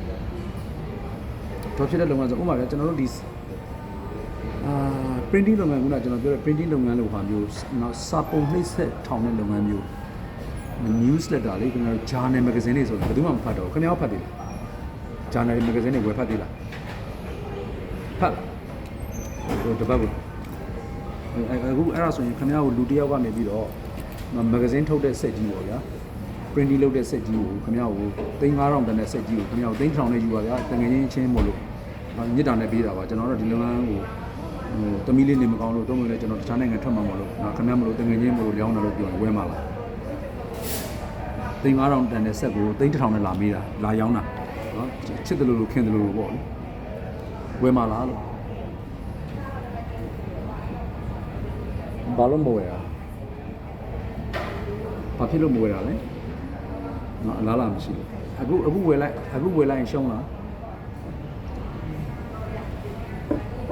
အခုဝယ်လိုက်မရှုံးဘူးဒါပေမဲ့နောက်3လေးနေ့ကြာရင်ခင်ဗျရှုံးတော့မှာနော်3လေးရှုံးတော့မှာဖြစ်တဲ့အတွက်အဲ့တော့ငကိုတွေက3လေးနေ့ကြာရင်ရှုံးမဲ့ဟာကြီးဘာလို့ခုနေဝယ်လဲအလကားပြီးတော့မယူဘူးပိုက်ပေါ်မိနေမှာပိုက်ပေါ်မိတယ်ဆိုတာအဲ့ဒါကိုပြောတာနော်အဲ့ဒါကျွန်တော် PCG metric ရဲ့အကျိုးကျေးဇူးပဲ PCG metric နဲ့ပတ်သက်ပြီးတော့ဒီစရာဆွဲပေးရတယ်နော် product တစ်ခုချင်း business တစ်ခုချင်းလုပ်ငန်းခွဲတွေဆိုရင်လည်းဒီမှာ business A business B business C လို့ business လုပ်ငန်းတွေကိုတက်လိုက် service လုပ်ငန်းဆိုရင်လည်း service A service B service C လို့တက်လိုက်ဥပမာခင်ဗျားတို့အလှပြင်ဆိုင်ဒီဇိုင်းကိုကျွန်တော်နည်းနည်းထည့်ပြပါလားအလှပြင်ဆိုင်အတွက် business plan ဆွဲရဲဆိုပါလို့ဒါဆိုကျွန်တော်ဒီထဲမှာဗာထည့်မှာကျွန်တော်ထည့်ပြပါလား product A ကဘာဖြစ်မလဲအလှပြင်ဆိုင်ဒီဇိုင်းအတွက် beauty salon တစ်ခုကနေခင်ဗျားကို business plan ဆွဲခိုင်းနေဆိုပါစို့ဆွဲခိုင်းနေဆိုလို့ရှိရင်ဒီနေရာမှာပါထည့်ရမှာနော် product ဆိုတာ service ပါပြီးတော့ဝန်ဆောင်မှုပါပြီးတာเนาะအကုန်ထည့်လို့ရတယ်နော် service A service B service C product A product B ဆိုရင်အကုန်ထည့်လို့ရတယ်အဲ့တော့ထည့်ပြသွားမှာလို့ဘာဖြစ်လဲစပင်းညက်ဆိုင်ဆိုရင်အလှပြင်ဆိုင်ဆိုရင်ဟုတ်ပြီအဲ့တော့ခေါင်းလျှော်တာလက်သိမ်းညက်တာစပင်းညက်တာစပင်းစီးဆိုတော့အကုန်ခွဲထည့်ရမှာเนาะဒီကခွဲထည့်ပြီးတော့ငါးရဲ့ဆိုင်ကစပင်းညက်ပြီးတော့ပတ်စံရတာများလားလက်သေးစီးဆိုတာကပတ်စံပူရလားငါးဆိုင်ကစပင်းစီးဆိုတာပေါ့စပင်းစီးဆိုတာပတ်စံပူရလားမပြောတော့ဘူးလေခင်ဗျားရဲ့ဆိုင်မှာရှိတဲ့ data ကိုခင်ဗျားကနော်တစ်နှစ်စာလောက် data ထည့်လိုက်မယ်ဆိုလို့ရှိရင်ခင်ဗျားတစ်နှစ်လောက်ဆိုခင်ဗျားသိ။အော်ငါဆိုင်ကငါ7ညက်ဆိုင်ဖွင့်တာ7မညက်ရပဲနဲ့လက်သေးဆိုးတဲ့လူတွေကပဲလာနေကြတယ်။အဲ့တော့လက်သေးဆိုးတဲ့လုပ်ငန်းကအတွက်ပို့ပြီးတော့ပို့ကြိုက်တယ်။အဲ့တော့7ညက်တဲ့လုပ်ငန်းကိုရက်မလားလက်သေးဆိုးတော့ကိုပို့လုပ်မလား။လက်သေးဆိုးတော့ဘယ်လိုမဆိုလို့ရှိရင်7လက်သေးချီတဲ့ဆိုတဲ့ခုံနေနေရာတွေကိုပို့ပေးရမှာကျွန်တော်တို့နားလည်လား။7ညက်ထာကပို့ပြီးတော့ပတ်စံရတယ်ဆိုလို့ရှိရင်7ညက်တဲ့ခုံတွေပို့တိုးရမှာ။အဲ့တော့ square feet ကိုလည်းတွေ့ရမှာခင်ဗျားဆိုင်ရဲ့ area ဘယ်လောက်ရှိလဲနော်စပင်းညက်တဲ့ခုံအတွက်ကိုဘယ်နှခုံပဲပေးမလဲနော်လာညက်တဲ့လူကတော့တင်နေကုန်းက2ယောက်လောက်ပဲလာတယ်ဆိုရင်ခုံ3လုံးပေးကြမလို့နော်ခုံ2လုံးလောက်ပဲပေးရမှာနော်ခေါင်းလျှော်တဲ့လူကများတယ်ဆိုလို့ရှိရင်ခေါင်းလျှော်တာပတ်စံဝင်တယ်ဆိုလို့ရှိရင်ခေါင်းလျှော်တဲ့ခုံက10ခုလောက်ဖြစ်နေရမှာကျွန်တော်ပြောနားလေလားခြေသေးဆိုတဲ့လူကပိုများတယ်ဆိုလို့ရှိရင်ခုံ20လောက်ဖြစ်နေအဲ့လိုပြောချင်ရလားနော်အဲ့လိုမျိုးမှာကျွန်တော်တို့က product A တဲ့အမှက investment ပိုပြီးပြုလို့ရရင် capacity ကိုတိုးချဲ့ရင်နော် competitive pricing နော် competitive pricing ကိုအသုံးပြုရဆိုတော့ဒီဈေးလျှော့ပေးပေါ့နော် competitive pricing ကိုအသုံးပြုရ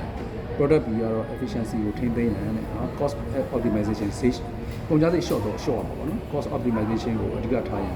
ရရှိလာသောငွေကြေးကို star သုံးဖို့ question mark တို့ပြန်လည်ပေးပို့ရမယ်သူက star သုံးဖို့ question mark ဆိုတဲ့နေရာကိုမှတ်မိလားမသိဘူးတခါတရံမှာ star အခွက်ကိုရောက်နေတဲ့လုပ်ငန်းကလည်းတစ်ခါလေမှလုပ်ငန်းတိုးချဲ့ဖို့အတွက်ငွေလိုတတ်တယ် question mark ကိုရောက်နေတဲ့လုပ်ငန်းကလည်းရှုံးနေတဲ့အတွက် question mark ဆိုတာသိရနော် question mark ကအများကြီးရှုံးတယ်လေ question mark ဆိုတာဒီမှာကကျွန်တော်ပြပြဒီမှာဆိုရင် question mark ဆိုရင်ဒီနေရာ question mark မဟုတ်လား question mark ကဒါအများကြီးရှုံးတယ်တစ်ခါလေမှဒီမှာ star ကွက်ကလည်းမြက်တယ်ဆိုပေမဲ့လို့တစ်ခါလေမှ star ကွက်ကတကယ်တမ်းကမြက်နေတဲ့ကာလတို့တော့ငွေလိုတတ်တယ်ငွေလိုတတ်တယ်ဆိုတဲ့သဘောတည်းရဗျာဘယ်လိုပြောမလဲလုပ်ငန်းကိုတိုးချဲ့ဖို့အတွက်ဆိုင်30ဆိုင်နေပြီးတော့10ဆိုင်10ဆိုင်နေ15ဆိုင်15ဆိုင်နဲ့တိုးချဲ့ဖို့ငွေလိုတတ်တယ်အဲ့ဒါဆိုရင်မြက်နေတဲ့လုပ်ငန်းဘက်ကိုဖိရင်းမယ်ဆိုရင်လည်းတစ်ခါလေမှငွေလိုတဲ့နေရာက star ရဲ့နော် star နဲ့ဒီ problem ချိုင်းတို့ question mark ပေါ့အဲ့ဒီကွက်ကငွေနှစ်ခုကလိုတတ်တယ်အဲ့ဒါဆိုရင်ကျွန်တော်တို့ကဒီနော်အဲ့ဒီမှာဆိုရင်ဒီမှာ star တို့ question mark တို့ပြန်လည်ရွေးထည့်ရတဲ့အဲ့တော့ product ကြီးကခက်လဲပြောရတော့ဗျာဟို cash count ကွက်ကိုရောက်နေပြီတဲ့ cash count ဆိုတာဒီနေရာပေါ့ဒီနေရာမှာ cash count ဆိုတာဒါ star ဒါ cash count ဒါဆိုရင် star ကွက်ကိုရောက်နေပြီဆိုတော့အောက်ကိုလိမ့်စင်နေပြီပေါ့နော်မလေး cash count ဆိုတော့ product view ပြောတာနော်ဒီမှာနည်းနည်းလေးဖတ်ကြည့်လိုက်အပေါ်အားလေးကိုနည်းနည်းပြပေး market share ကနော် market share ကဘာဖြစ်မလဲ market grade ကကျသွားပြီဖြစ် product view ကျ market grade ကကျသွားပြီ market share percentage ကတော့မြင့်နှုံးပဲရှင်းရောင်းအားကကောင်းနေစေတို့တော့ market grade industry ရဲ့ grade ကကျနေပြီဖြစ်တဲ့အတွက်ဒါကို cash count ခေါ်တယ် cash count ကွက်ကအခုညံ့နေပြီတော့မကြခင်ရှုံးတော့မှာအောက်ကိုလိမ့်စင်တော့မှာနော်ရှင်းပြောရင်တော့ကောင်းကနေတော့ကူးပါအဲ့လိုကူးမှဖြစ်တဲ့အတွက်နော် efficiency ကိုထိန်းသိမ်းရန် cost optimization ပြုလုပ်ရန်နော် cash count ကနေရရှိလာတဲ့ငွေကို star နဲ့ question mark ကိုပို့ရန်ဆိုပြီးရေးထားတယ်အဲ့ဒါနားလည်လား cash count ကနေရလာတဲ့ဒီနမာကြီးရဲ့ note on တွေကနေရလာတဲ့နွားနှုတ်ကိုနမာကြီးကိုပြန်မတိုက်ဘူးအဲ့ဒီနွားနှုတ်ကိုနော်နွားလေးကိုတိုက်မယ်အဲ့နွားလေးကဘယ်မှာရှိလဲဆိုရင် introduction မှာရှိတယ် introduction မှာဆိုတော့ဒီ question mark ကိုပြောတာဒီမှာနွားအကောင်ပေါက်ကလေးအခုမှစမွေးတဲ့ကောင်လေးနမာကြီးရဲ့ note on တွေကထွက်လာတဲ့ note ကိုနမာကြီးကိုပြန်မတိုက်ဖ ೇನೆ နော်နမာကြီးကိုပြန်မတိုက်ဘူးဆိုတော့နမာကြီးကိုမချစ်လို့မဟုတ်ဘူးနော်နမာကြီးကမကြရင်တေးတော့ဘာဖြစ်လို့ဆိုတော့အောက်ကိုသူက late maturity ကနေပြီးတော့ဒီ client ဘက်ကိုကူးနေပြီ late maturity ကနေဒီ client ကိုကူးပြီးဆိုလို့ရှိရင်ခင်ဗျား10လဲ late ဆင်သွားမှာပဲခင်ဗျားအဲ့ဒါဘာမှ promotion လုပ်နေစရာမလိုဘူးဘာမှ business promotion လည်းမလိုဘူး product promotion လည်းမလိုဘူးအဲ့ဒါနော်ဘာလို့ cash count ဘက်ကိုရောက်တဲ့နော်နွားဟာမချခင်မှာခွေးဖြစ်မှာသိကြတယ်ခင်ဗျားဘယ်လိုပဲလုပ်လို့ဘယ်ဖျားသခင်မှာကယ်လို့မရဘူးအဲ့အတွက် cash count ဘက်ကနေမြင်လာတဲ့အမြတ်ကို question mark ကိုပို့ရင်ပို့ star ဘက်ကိုပို့ရင်ပို့အဲ့လိုမျိုးတွေကိုအဲ့ဒါ PCG metric ရဲ့အလုပ်ပုံလို့ခေါ်တယ်အဲ့ဒါ PCG metric နဲ့ total life cycle နှစ်ခုရဲ့အလုပ်ပုံရှင်းပြတာဆရာမက PCG metric ဖတ်ကြည့်လိုက်ရအောင်ကျွန်တော်တို့ပြောတော့အဲ့ဆို metric ကိုပြောလို့ total life cycle လည်းပြောလို့ရတယ်နော် total life cycle total life cycle product တစ်ခုချင်းရဲ့ product တစ်ခုချင်းကဘယ်မှာရှိနေတယ်လဲgrow လား mature လား introduction လားဘာလားညာခွဲတာတွေ့လားခွဲဖို့ဘာဖြစ်လို့ခွဲတယ်လို့ခင်ဗျားထင်တယ်ဒီလားဘာဖြစ်လို့အဲ့လိုခွဲရလဲဆိုလို့ရှိရင်ခင်ဗျားကျောင်းမှာတော့ကျွန်တော် slide တစ်ခုထိုးပြဖို့တယ်ခင်ဗျားမှတ်မိမှာမသိဘူး introduction stage မှာရှိတဲ့ 4B နဲ့ growth stage မှာရှိတဲ့ 4B နဲ့ mature stage မှာရှိတဲ့ 4B နဲ့ decline stage မှာရှိတဲ့ 4B နဲ့ 4B ကမတူဘူးမဟုတ်လားမတူဘူးမဟုတ်လား product strategy price strategy promotion strategy ပေါ့နောက်က place strategy အဲ့ဒါတွေအကုန်လုံးကဒီ product life cycle stage တစ်ခုချင်းမှာမတူတဲ့အတွက်ကိုကျွန်တော်ကဘယ် product ကဘယ် stage ကိုရောက်နေတာလဲလို့စဉ်းစားဖို့လိုတယ်လို့ကျွန်တော်ပြောခဲ့တယ်ဥပမာ EAC မှာဆိုရင်ထားပါတော့ elan ဆက်ပြမုံကနော် elan ဆက်ပြမုံက star ဖြစ်နေပြီမယ်လို့နော်ကူးသွားတဲ့ဆေးရကြတော့နော်ကူးသွားတဲ့ဆေးရကြတော့ cash count ဖြစ်နေမှာနော်ဟိုဟာဆိုရင် Omo coffee mix ဆိုရင်ဟိုရောက်သွားပြီနော် drop ဖြစ်သွားပြီ DOG drop ကိုဖြစ်သွားပြီသူတို့ဆိုအရင်တော့ခင်ဗျ elan ဆက်ပြမုံစိတ်နေမှာရှိရင် mix တွေတကယ်လေးရှိရင်မေးကြည့်လိုက်သူအရင်တော့က Omo ဆိုတဲ့ coffee mix ကိုဖြန့်ခဲ့ပြီးတယ်မန္တလေးမှာဆိုင်းဘုတ်အကြီးကြီးတင်ခဲ့ပြီးတယ်ဒါပေမဲ့အဲ့ဒါသူတို့ရက်လိုက်တယ်เนาะအရှုံးပေါ်လို့ရက်တာလားဘာကြောင့်ရက်တယ်လို့တော့မပြောတော့ဘူးဒါပေမဲ့အဲ့ဒီ product ကဆက်မထုတ်တော့ဘူးအဲ့ဒါဆို drop ဘက်ကိုပြီးသွားတယ်ကျွန်တော်နားလဲတော့ အဲ့တော့နောက်ထပ် product အသစ်တွေဒီမွေးတယ်ဘာတွေမွေးလဲဆိုလို့ရှိရင်ဘူးဒီချက်သားမုံတို့နောက်ပါလဲသင်္ခန့်အမွေးကြိုင်တို့တော့ရမပြောတော့ဘူးအဲ့ဒါမျိုးတွေဆက်လုပ်တယ်အဲ့ဒါတချို့ဟာတွေကျတော့ introduction တချို့ဟာတွေက group တချို့ဟာ early major တချို့ဟာ late major တချို့ဟာ like အဲ့ဒီပုံမှာ 4P တွေကမတူဘူးအဲ့ကြောင့် 4P တွေကိုကျွန်တော်ကမတူအောင်ဆွဲတတ်ဖို့လိုတယ်ကျွန်တော်ပြောချင်တာအဲ့ဒါကျွန်တော်ကနားလဲပါကျွန်တော်ပြောတာနားလဲလားမသိဘူးเนาะအဲ့လိုရှိရဲအဲ့ဒါပြီးရင်ဒီ MPD အကြောင်းပြောမယ် new product development new product development ကဘယ်အချိန်မှာလုပ်လဲဆိုရင်ပုံလေးထဲမှာဆိုပုံမှတ်မိမှာဒီနားလေးကိုရောက်တဲ့အချိန်မှာပစ္စည်းအသစ်ထုတ်အောင် introduction grow early maturity and late maturity ပူသွားပြီအဲ့ဒီမကူးခင်လေးပေါ့အဲ့လိုအပေါ်ဆုံးကိုရောက်ပြီးတော့အောက်ကိုဒီလိုထိုးမစင်းခင်လေးအောက်ကိုဒီလိုထိုးမစင်းခင်လေးနေရာမှာ product life cycle အသစ်ကိုနော် product အသစ်တစ်ခုကိုထုတ်ပြီးတော့ဒီလိုပြန်လဲရမှာ introduction grow early maturity late maturity လို့အဲ့လိုမျိုးမြင်လားအဲ့ဒီမှာထုံနေလောက်ဒီမှာလည်းထိတ်ဆုံးမှရှိတယ်အဲ့ဒီမှာဒီဘက်ကိုကြောက်မသွားခင်မှာနောက်ထပ် service တစ်ခုတော့ product တစ်ခုအသစ်တစ်ခုထုတ်မယ်ဆိုလို့ရှိရင်ဒီမှာဒီလိုတွေ့လားအဲ့ဒါလေးမြင်ရအဲ့ဒါ product life cycle အကြောင်းရှင်းပြခဲ့တယ်နော်ရှင်းပြခဲ့ပြီเนาะပစ္စည်းအသစ်ကဘယ်မှာထုတ်လဲဆိုလို့ရှိရင်ဒီearly maturity ကနေ late maturity ကူးတဲ့ကာလမှာထုတ်ရတယ်သူကကျွန်တော်တို့ late maturity မှာပစ္စည်းအသစ်ကိုထုတ်ရတယ်အဲ့တော့မေးခွန်းတစ်ခုရှိတယ်ကျွန်တော်မေးတဲ့မေးခွန်းဖြေကြည့်ပါလားကျွန်တော်ကခင်ဗျားကိုပြောတယ်ပစ္စည်းအသစ်ဆို late maturity ရောက်ရင်ပစ္စည်းအသစ်ကိုထုတ်ရမယ်လို့ကျွန်တော်ပြောရဲဆိုတော့ကဲ late maturity မှာမထုတ်ဘဲနဲ့ကဲဥပမာဆိုတော့ပစ္စည်းအသစ်ကိုကျွန်တော်က grocery မှာထုတ်ရင်ဘာဖြစ်မလဲခဏစဉ်းစားမိလားမသိဘူးဒီ state မှာပစ္စည်းအသစ်ကိုထုတ်ဟောဒီနေရာမှာပစ္စည်းအသစ်ကိုထုတ်မယ်ဒီနေရာမှာမထုတ်ဘဲနဲ့ဟောဒီနေရာမှာမထုတ်ဘဲနဲ့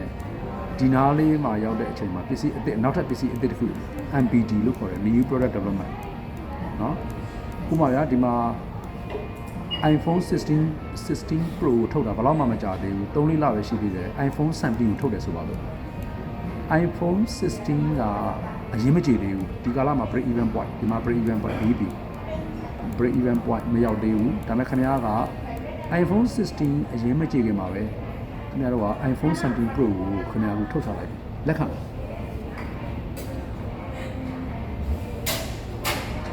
လားဘယ်လိုမြင်လဲ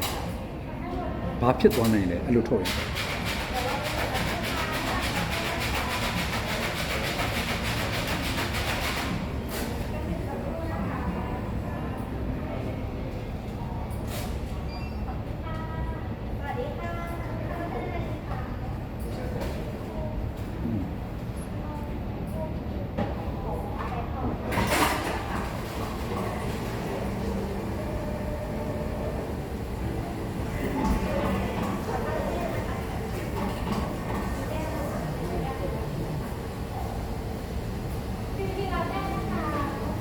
ရင်ပေါ့နော်အဲ့တော့ဆိုတာကကျွန်တော်ခင်ဗျားကိုစကားလုံးလေးတစ်လုံးကျွန်တော်မိတ်ဆက်ပေးမယ်အဲ့ဒီစကားလုံးလေးကဘာလဲဆိုရင်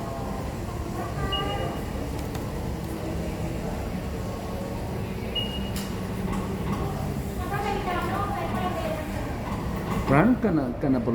cannibalism ဆို brand cannibalism ဆိုတာဘယ်လိုပြောရမလဲ brand တစ်ခုက brand တစ်ခုကိုပြန်စားသုံးတာကိုယ့်ရဲ့ brand တစ်ခုကနော်ကိုအစ်စ်မွေးလိုက်တဲ့အတန်ကြားရတယ်ခင်ဗျားတို့လူပြောက်သွားလားဟယ်လိုကျွန်တော်ကိုမွေးလိုက်တဲ့ brand အစ်စ်တစ်ခုက brand အဟောင်းကိုမျိုးလိုက်တာဝက်မကြီးကဝက်ကလေးကိုပြန်စားတာငါးကြီးကငါးအသေးကိုပြန်စားတာ brand အစ်စ်က brand အဟောင်းကိုစားတာဇက်တူတာစားတယ်လို့ခေါ်တယ်အဲ့လိုဇက်တူတာစားတာကိုကျွန်တော်က brand cannibalism လို့ခေါ်တယ်အဲ့တော့ပစ္စည်းအသစ်တစ်ခုထုတ်တော့မယ်ဆိုရင်ရမ်းမထုတ်နိုင်ဘူးเนาะပစ္စည်းအသစ်ထုတ်တဲ့လိုက်တဲ့အချိန်မှာပစ္စည်းအဟောင်းကလူလည်းမသိသေးဘူးဈေးကွက်မှာလည်းနေရာမရသေးဘူးအဲ့ပစ္စည်းအဟောင်းတော့မှ budget ကို brand budget ပေါ့နော် brand equity တက်ဖို့အတွက်အဲ့ပစ္စည်းအဟောင်းကိုလူသိဖို့အတွက်ပတ်စံတွေအားသုံးနေတဲ့အချိန်မှာနော်ကြိုးစားပြီးသုံးဖို့မလောက်မငါဖြစ်နေတဲ့အချိန်မှာနောက်ထပ်ပစ္စည်းတစ်ခု ကောက်ထုတ်လိုက်တယ်နောက်ထပ်ပြီးထုတ်တယ်နောက်ထပ်ပစ္စည်းအတွက်ကလည်းခင်ဗျားတို့ brand budget ကထုတ်အောင် advertising budget ကထုတ်အောင်အဲ့တော့ခင်ဗျားအဲ့ဟို product A ကိုလည်း K မရ product B ကိုလည်း K မရရှိတဲ့ advertising budget ကလေးကအကန့်အသတ်ကလေးပဲရှိတယ်အဲ့တော့ဟို product A အတွက်ကမစုံမပို့ product B အတွက်ကလည်းမစုံမပို့အဲ့မစုံမပို့နှစ်ခါဖြစ်တဲ့အချိန်မှာ A ကလည်းအသက်မဝင် B ကလည်းအသက်မဝင် A brand A လည်းကျ brand B လည်းကျ brand A လည်းတည် brand B လည်းတည်လိုရာတဲ့ပို့ပြီးတော့ product diversification လုပ်ခဲ့ရင်လိုရာတဲ့ပို့ပြီး brand diversification လုပ်လို့ရှိရင်เนาะဖေမနိုင်မဲ့ခုနပဲတင်းစားသလိုပြဿနာအကြီးတက်သွားနိုင်တယ်အဲ့နားလဲလားတရားတော့ဝင်ဆွေးနေဦးမလားကျွန်တော်လူဘယ်သူဝင်ဆွေးနေကြတယ်လဲအဲ့ဒီလိုမျိုးကြုံခဲ့ဘူးလားအဲ့လိုမျိုးကြုံခဲ့ဘူးလားပေါ့ခင်ဗျားဘဝမှာကြုံခဲ့ဘူးလား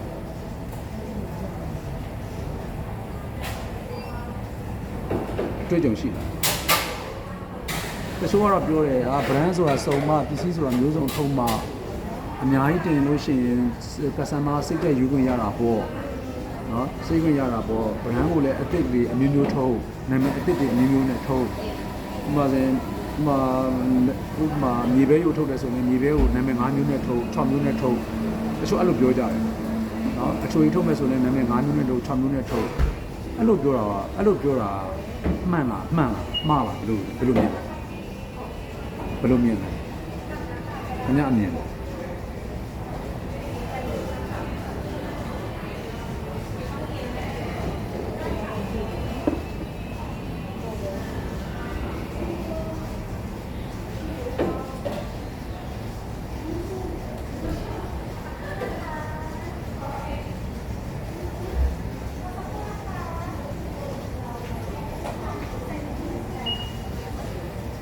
ကြောက် umbrella အဲ့ဒါကျတော့ umbrella branding လို့ခေါ်တယ်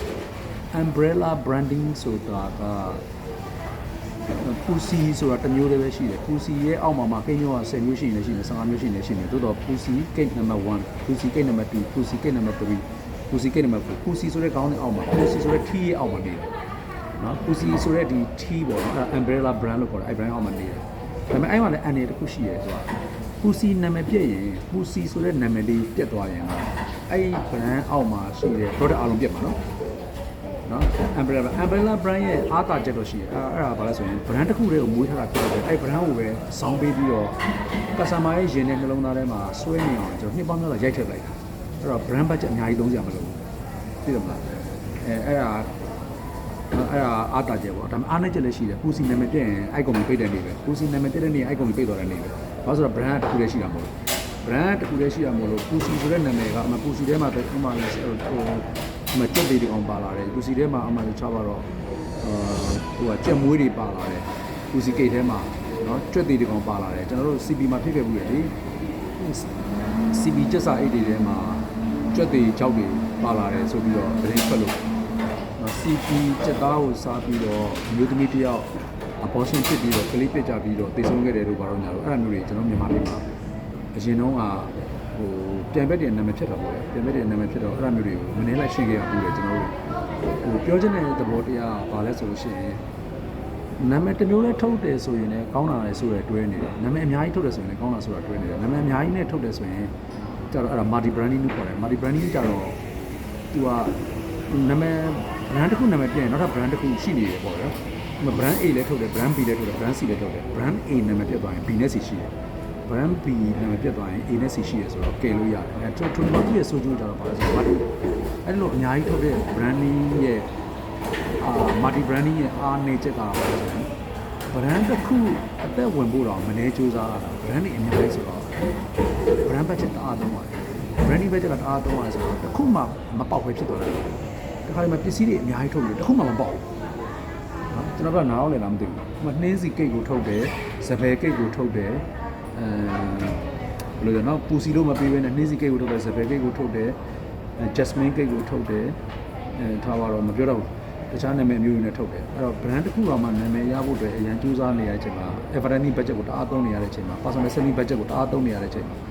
brand က4-5-6မျိုးဆိုလို့ရှိရင်အဲ့ brand တွေကိုမကယ်နိုင်တော့ဘူး။အဲ့ brand တွေကိုကျွန်တော်မကယ်နိုင်မင်းနဲ့brand A ကလည်းမပေါက် brand B ကလည်းမပေါက် brand C ကလည်းမပေါက် brand E ကလည်းမပေါက် အဲ့မှာလည်းအကုန်လုံးထိုးကြပြီးတော့အမေပြဿနာကြီးတက်တာပဲအဲ့တော့အခြေအနေကကြည့်လို့ရမှာပဲသိလားခင်ဗျားရဲ့ investment နဲ့ခင်ဗျားတို့ company R&D budget လူအင်အားနောက်ခံနိုင်ရည်နောက်က brand တစ်ခုကိုမွေးဖွားနိုင်စွမ်းရှိတဲ့ budget ရှိမရှိနောက်က market ကတုံ့ပြန်လာမယ့်ပုံစံ ROI အကုန်စဉ်းစားအောင် business plan ဆွဲရဲဆိုတာကအရင်လွယ်တဲ့ကိစ္စတော့မဟုတ်ဘူး business plan ဆွဲရဲဆိုတာ checklist ရေးတာမဟုတ်ဘူး checklist ရေးရဲဆိုတော့ဘာပြီးဘာလုပ်မယ်ဘာပြီးဘာလုပ်မယ်လို့ရေးတာဒီ business plan မဟုတ်ဘူး business plan မှာဘာပြီးဘာလုပ်တယ်လို့ရေးတာအဓိကမကြောက်ဘူးအဓိက model ကအဓိကကြောက်နော်ဟို ideology မှန်ရင်ခင်ဗျားလုပ်ငန်းအောင်မယ်နော် ideology မမှန်ဘူးဆိုလို့ရှိရင်လုပ်ငန်းကကြာဆုံးတယ်ဒါကြောင့်တော့ ideology က fast ဖြစ်တယ်နော်အဲ့တော့ business plan မှာအဓိကအရေးကြီးဆုံးက ideology ပဲတွေ့တယ်နော် ideology မှားလို့မရဘူးအဲ့တော့မှားရင်ရှိသမျှအကုန်ပြောင်းသွားနိုင်တယ်ဆိုတဲ့သဘောပဲနော်ရှိသမျှအကုန်ပြောင်းသွားနိုင်တယ်အဲ့တော့နောက်တစ်ခါတော့ကြည့်မယ်ခဏလေးဖြစ်လာစကားမဆက်ခင်ဗျားတို့ဟို assignment တွေပြင်ထားသေးလားမသိဘူးနော် assignment ကျွန်တော် SOP ကိုပဲမေးတာဖြစ်တဲ့အတွက်ကျွန်တော်ပေးထားတဲ့ prompt ထဲမှာခင်ဗျားတို့ထည့်ပြီးကြည့်လိုက်ရင်ကျွန်တော်ထင်တယ် network ဆိုပြီးပြီခင်ဗျားတို့ assignment လေ assignment ကကျွန်တော်က SOP တွေပဲမေးတာဖြစ်တယ် SOP နဲ့ပတ်သက်ပြီးတော့ခင်ဗျားတို့ကျွန်တော်က prompt တွေပေးထားပြီးတယ် prompt တွေပေးထားပြီးသားဆိုတော့အဲ့ prompt ထဲမှာကျွန်တော်ပေးတဲ့မေးခွန်းခေါင်းစဉ်ရဲ့နာမည်ကိုရိုက်ထည့်ပြီးတော့တစ်ပိုက်ချင်းဆွဲချနေရုံဆိုတော့ဒါပေမဲ့ဗမာလိုထွက်လာတယ်ဆိုရင်အင်္ဂလိပ်လိုထွက်ချင်တယ်ဆိုတော့အင်္ဂလိပ်လိုရေးပေးပါလို့တစ်ခွန်းပြောနိုင်ပြီးပြီလားနော်ကျွန်တော်ကခင်ဗျားကို prompt ကဗမာလိုထုတ်ပေးပါလို့ရေးထားတဲ့ဗမာလိုထွက်လာတဲ့သဘောပဲနော်မြန်မာပြည်ဖြစ်တဲ့အတွက်ဒါကြလို့ဟိုဘက်ကိုတင်တဲ့အခါကျတော့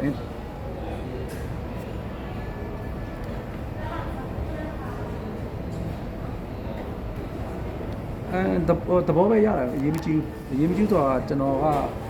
planning ရဲ့သဘောတရားမှာက citation တွေ reference တွေပါခြင်းမပါခြင်းအဲ့လိုကြီးမဟုတ်ဘူး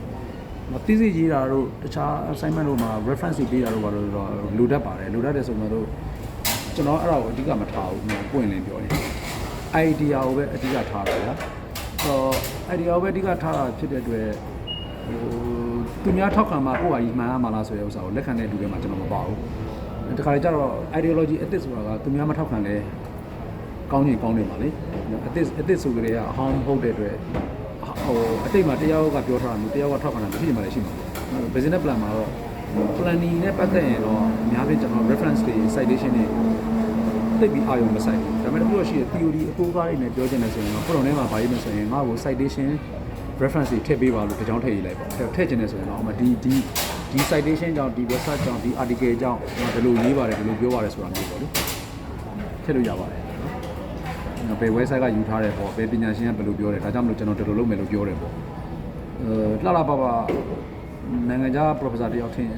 ဖတ်ကြည့်ရင်အထင်ကြီးလောက်တဲ့အနေအထားမျိုးဆိုရင်တော့ citation တွေ reference တွေလိုတာပေါ့အမှန်တကယ်ဆိုဒါပေမဲ့ plan မှာကျတော့ကျွန်တော်အဲ့လိုပြောလို့မရဘူး plan ကအဲ့လောက်ကြီးမလိုဘူးသိစစ်မဟုတ်ဘူးเนาะသိစစ်မဟုတ်တဲ့အတွက် academic writing ကိုဦးစားမပေးဘူးညာခက်လဲဆိုရင် writing ကိုအမှတ်ပေးမှာမဟုတ်ဘူး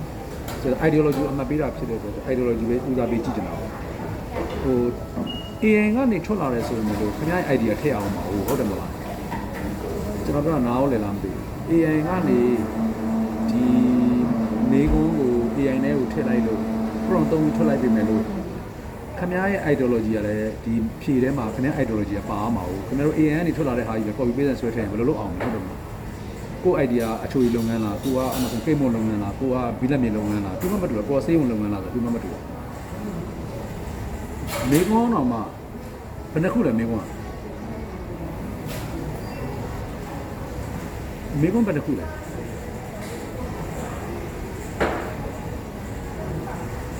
မေကွန်းဘယ်နှခုလဲ6ခုလား9ခုလား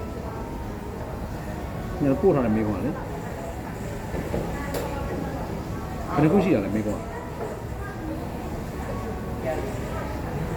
ပြီးတဲ့လူတွေကတော့ပြီးနေပါပြီနော်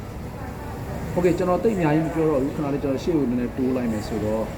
နောက်တစ်ခုပြီးရင်ကျွန်တော်ရပ်ပြီနော်ဟိုအကြိုက်ဆိုတော့လည်းနားကြီးနေမှာကြောက်ကျွန်တော်နောက်တစ်ခုprompt တစ်ခုယူလိုက်မယ်မေကွန်း5ခုလားဟိုမေကွန်းဘယ်နဲ့မှဘယ်တစ်ခုပါလဲဟောကြိုက်တဲ့ဟာပေါ့အဖြေပေါ့ဟောစမ်းထွက်သွား